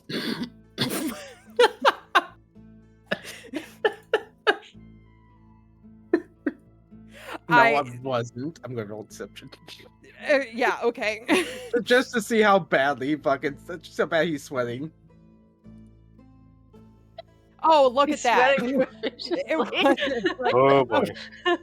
Oh yeah, 17. You're obviously lying, but it doesn't matter. We have more important things to worry about right now. Come on, upstairs now. They want to walk upstairs. The Nixia vibes are strong right now. Like, shimmy, shimmy, shimmy up the rope, I guess.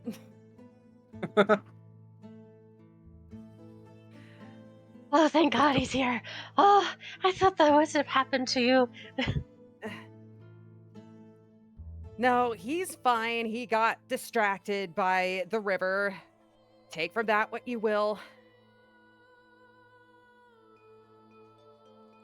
But, so, you've brought Absinthe up to speed, I assume? Yes, and Absinthe, you have theories and a plan of your own. Would you mind elaborating to the others? Yes. What time of day is it? Is approaching, like, evening time. Okay, evening. So I'm assuming we have much turn. time left. Not a lot of has it time, dropped no. yet, or? It has Okay, not dropped. I'd say it's probably on, like, 6-ish, so... Or no, no, it's over... Yeah, so it'll drop. Never mind. It would be dropping about this point. Oh, It's okay. 8 hours, right? Not Yes. 12? It's 8 hours. Yes, it'd be dropping near this point. Okay. Super. Well, thank goodness for disguise self. Anyways. Well, I can disguise myself outside of what Anderos was doing. I don't know about the rest of you, but... I don't have that ability, I'm afraid. I do. Yeah, I mean, I hate to ask because I know that that's shady bullshit that you have to tap into to pull that off, but... I mean, is that in your wheelhouse? Yes. Man, don't feel bad about calling it shady bullshit. I think the alternative... Oh, I don't feel bad at all. I'm calling it like it is. I disagree with your assessment, but that's another... We'll agree to disagree. Oh, that's right. Freya doesn't know. Yeah, she has no idea. She's just like looking between both of you. I'll let Absinthe explain it to you, but suffice to say at this point that he can replicate Anderos's the benefits of Anderos's spell with some consequences that will hopefully befall no one but himself. She definitely raises a brow at that. But Explain for it now, to you later. before we even get that far, we need a fucking plan. Yes. High level plan, at least for tonight. We rest here. Tonight we should lay low. We should focus our efforts on that Jirarag trade post. Whatever's going on through there, whatever wares, unusual allowances, those are all being used to fuel whatever they're going to do with Paylor. Whatever the outcome of Paylor is tied much closer to the outcome of Andros than we think. Yeah. I'm going Pestil's brought up the idea earlier that out of character, do we know about the tunnels that Seabreeze found? Oh Freya shit! can enlighten them. Did Seabreeze Seabreeze would Seabreeze have told us about that? I think Freya came with me. Yeah. So Freya would have can- relayed Freya that. knows 100% of what Seabreeze knows, except for I saw dead people. yeah. So Except it's reasonable to assume that Freya would have filled the rest of this in. Okay, cool. Yeah. So in character, so Pestil's brought up the idea earlier that those tunnels that Freya and Seabreeze found earlier may be connected to that guild shop, and as long as those tunnels run, I think that it's conceivable that it's connected, that it has connections to places all over the city, maybe even that fucking temple where Andros disappeared. He could be anywhere, but those tunnels are as good a place as any to start. Those would be a good. I agree. Whatever Well- they are moving through the tunnels, they don't want people to know. It's exactly what we Well- want to know. That may be true, but the last time I was in there, they were filled with ungodly things, dead things, and very threatening traps. I don't know if it's like this throughout the rest of the town, but Freya, the way that I see it, we either stay in the city where there is bullshit happening with Paylor and we are in danger just walking around. Apparently, if it's probably a safe assumption that if Andros has been captured, that they know that he has friends here, which means that we are also in danger. Just throwing that out there. So we either deal with that, an unknown danger, or we deal with whatever bullshit may be happening in the tunnels, which as long as we stay on our toes, we should be able to deal with. If danger is happening either way, then I would prefer taking the route that makes sure that we get as close to saving our friend as possible and getting the fuck out of Dodge. well, I'm not saying I disagree with you. There's no need for hostility. It's not my intention to be hostile. I apologize, but this is not good. Andros is probably in serious trouble. And probably alive for a reason. Well, we don't know when or if that could change. In the Yes. meantime, I don't know how smart this was, but I didn't know what else to do. I contacted my father and I asked him to reach out to Ren. The entire reason that we're here was to take care of Ren's business. Maybe he would be able to help us out somehow. I don't know. It was an idea. Well, we'll see how that plays out. Yeah. I don't think that we should Well- put all of our proverbial eggs into that basket, but at least it's something.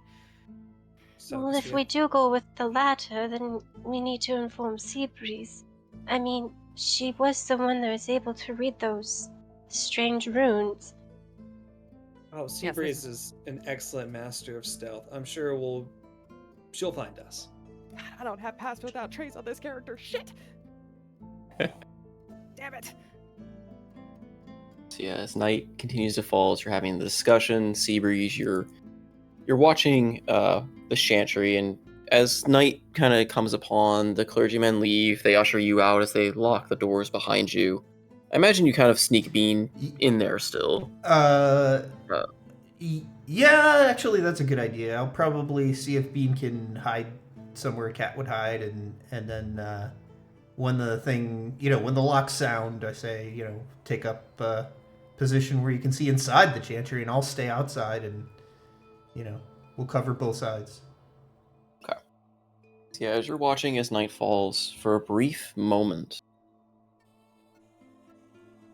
the magic that is the hut falls away, and you see standing in the middle of the empty chantry, you see Andros, you see a female tiefling, and you see several of those shadowy figures you once spotted out of the corner of your eye. But for a brief moment they appear, and in a flash they're gone. Fuck.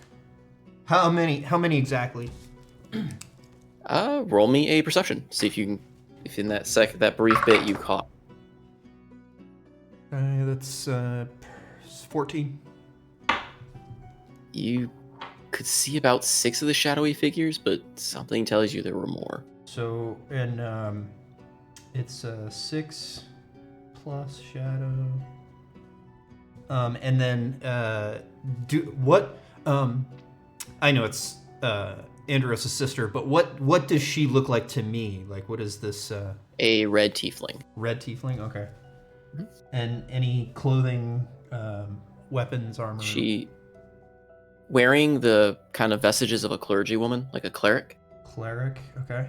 Yep. Any weapons? She had a mace strapped to her hip. Mace.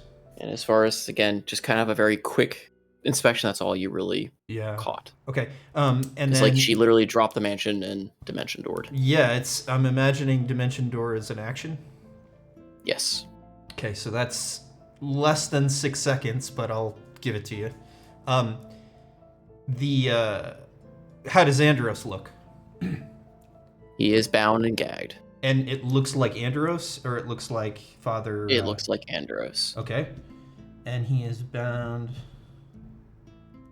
Like, so yeah, it's literally less than 6 seconds, because the moment it drops, she basically started casting it.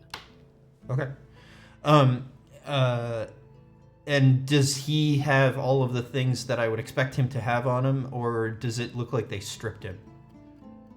It's hard to tell in that few minutes, because, I mean, Andros kept most of his belongings on him, but at the very quick glance, you notice that, like, maybe one of the shadowy figures is holding, like, his cane and such, so you imagine maybe they... So he's complete... Okay. And then, yeah, do I recognize... I'm not a very high-level wizard yet, but do I recognize Dimension Door? You want me to roll Arcana? I guess? You can roll Arcana, but from the position you're looking through a window, like, again, this is kind of... You catch this kind of... Well, I imagine it would have been through Bean's eyes, because he's the one that's inside. That's what I'm saying, but it was still a very quick, like, occurrence, but you could try to roll Arcana. Oh, okay. I can roll disadvantage if you want to. Although I just rolled a 19 plus 8, which is 27. Ooh. Okay. So yeah, I guess you perhaps notice the fact that it's Dimension Door, maybe because you've seen Andros cast it before. Yes, You just kind of recognize the words being spoken. This is very, very impactful cast of Dimension Door that we used in a very important battle. Mm-hmm.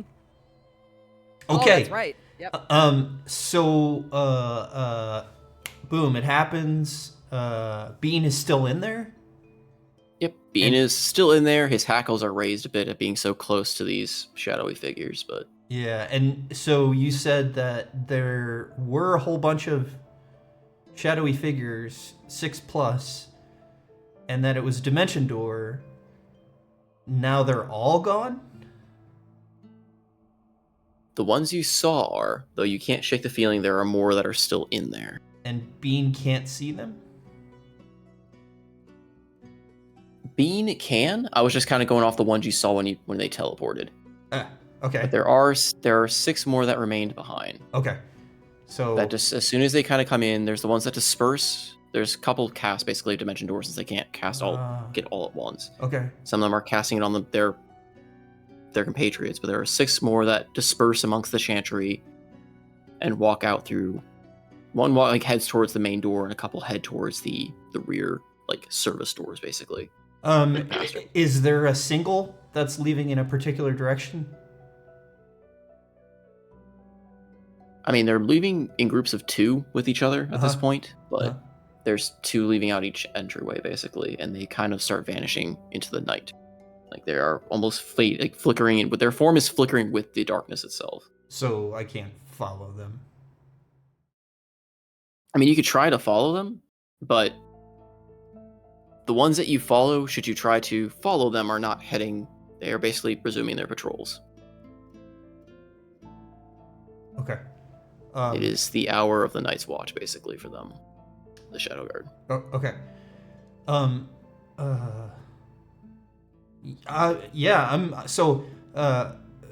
I will tell Bean to sort of stay put in the chantry and stay hidden and keep watching in there. He should be fairly awake now. That was kind of disturbing. And then what I will do is I will try and place myself in a position where I can be sort of out of the way in between where the front of the chantry is and where I think my friends would approach from the inn, so that so I can catch them before they actually get to the chantry, if they come this way. Okay. I don't think your friends... I don't think they're coming to the chantry, so... I mean, if seeming has been dropped by this point, then yeah, that was That would probably be a safe assumption. Okay, well, I'm gonna stay there regardless. So just yeah, assuming that they barely the door barely nudges open, and almost like a vapor, they seem to come out before kind of resuming a humanoid shape, and seem to drift along the roads. Kind of just, it doesn't seem like they have a set goal. Like it looks like they're patrolling at this point. Okay. But their form, as nighttime falls, their form even seems to become almost misty in appearance. Okay. Well, okay. I mean, yeah. So I was gonna stay here and wait for people to come find me, but is that not? I don't know. Not as seeming is gone. No. Okay, I would know that. So I guess I'll collect. Absent thoughts can also call ya. This is true. So can Freya. No, I can't. You know the magic words of the people. Oh no. Oh, what? Huh? We're playing the house rules, Freya. Come on. You just have to be outside the dimensional space. This is Salty's house rule that you can always find Seabreeze no matter where you are. Oh. I was confused for a second. I'm like, huh? The ongoing gag that seems to come with Freya being able to piss her way over Seabreeze no matter where she is. I mean, I serve no purpose over at this chantry anymore. So if you guys want me back, just I'll figure out some way. I'm sure I can get back there. Is that what I should do? Well, I mean, I think that we all probably would have talked about like, hey, let's meet back up at X time. So True. That was before Absent Thoughts got abducted, though. That's fair. Do you want me back? I will come back. Yes, please. Yes, okay. yes, All right. please. All right. So somebody speaks the magic words. Pish, pish, pish. Yeah. We've got cookies. And I will bust Bean out and take Bean with me. Wait, I'm someone assuming put a by- knife next to a window. We need to summon him. Does He can also fly. So. Pestles constantly cast rope trick? Because it only lasts an hour. I mean, I figured we'd get back with 7 out of 8 hours left of seeming, and then... I mean, I can cast it again if needed. No, I'm just curious. I got enough spell slots for... Seabreeze Adrissa walks into the room. What? Is everyone here? A kobold claw beckons you into the ceiling room. Ceiling rope room. Is everyone here? Thumbs up. So, I have bad news. I was staking out the chantry, and after sunset, maybe, 15 minutes ago, I saw Anderos, and I don't know who the sister is, so I'm going to say, and another tiefling, along with a lot of the Shadow Guard, materialized in the chantry, and then very quickly dimension doored away. How old was the tiefling? What difference does that make? What? It's a fair question. I will give you a full description as well as I know. It was a red tiefling. She looked like a cleric. She was armed. She had a mace. Does she look like his mom? I don't know. I don't know what Anderos' mother looks like, but it looked like she might have been the same age as Anderos. This is a very strange question you're asking me. No, but do you know Andros' mom? No, he doesn't. you know the moms exists. You don't know what she looks like. How would I know what she looks like, though? Anyway, so, and the, Andros was bound and gagged. And it looked like some of the Shadow Guard had some of his belongings, so I think he did not look harmed, but they are imprisoning him for sure. I don't know why it was so surreptitious. Yes, so clandestine. This is very strange. They're trying to keep this under wraps for whatever reason. Capitani Andorossi is Cursebreaker. He's really important, no? No, this is a more intimate familial matter that he hasn't shared with us. Well, yes, Pistols understand that, but Cursebreaker get abducted in other countries, Sunbreak. And he's Cursebreaker. Oh, I Make see. a lot of Sorry. people mad. I see. Cursebreaker DC functionally family, but he's still important, no? True. What would the average person think if a hero got stolen? Who do you think the tiefling is? It's got to be. I mean, it would Think make sense for it to be sister. He's not Wha- blue. Or some cousin? family member. That would make sense, right? I mean, What if it's Yeah. his fiance? No, I don't no, think he has one of those. Oh, no. She's 6 feet under. I think. huh? I'll tell you another time. Oh, okay, It's not a lover. okay. It's also not important right now. Not It's- important. No. Andros is more important. You're correct. So it's not the brother. It's not. She was dressed as a cleric of Pelor. I mean, Well, Not the what is I mean, what Salty, one there name? are tieflings in Sunbreak, right? I mean, Yes.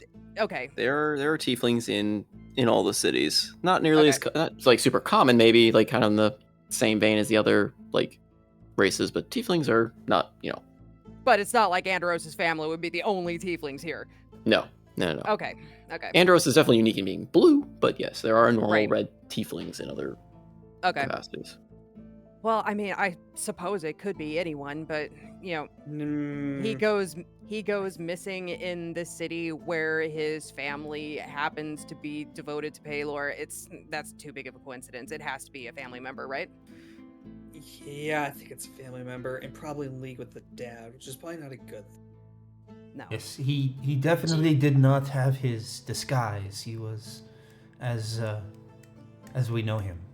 So they definitely kidnapped him for him, I think. It's not like they were looking for,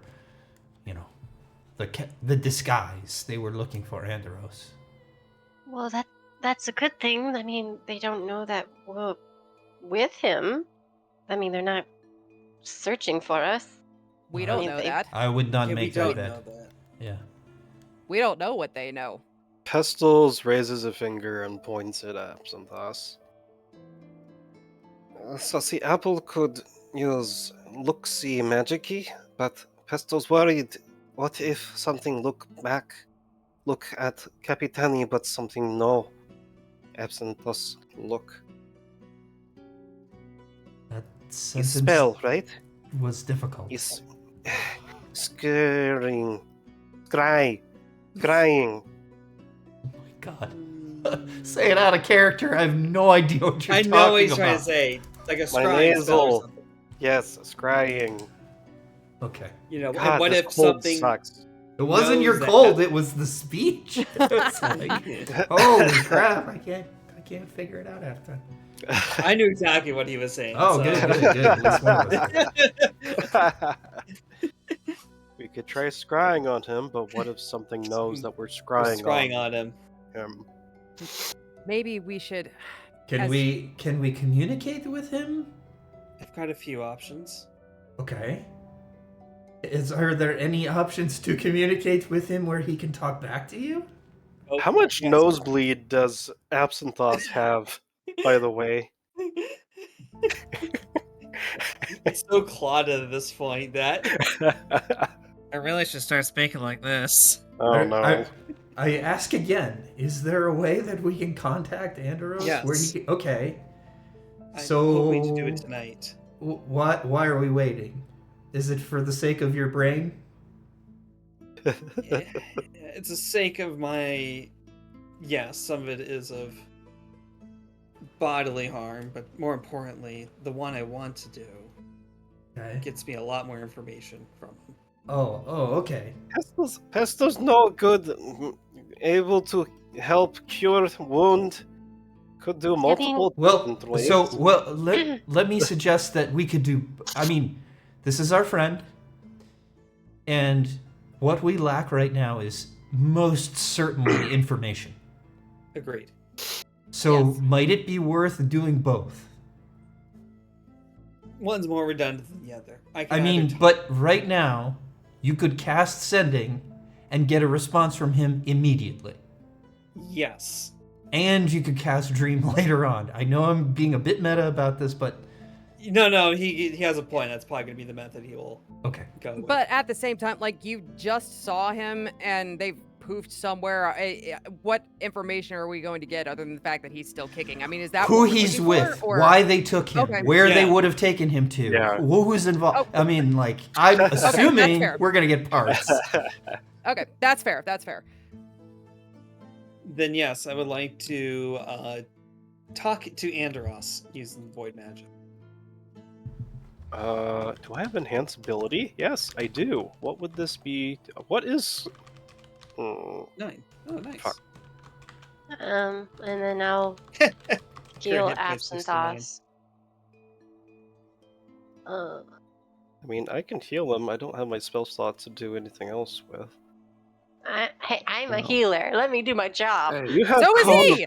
You have Cone of Cold. I think this might be a good place to pick up next time. Since it's like a good 1:30 in the morning. 1:30.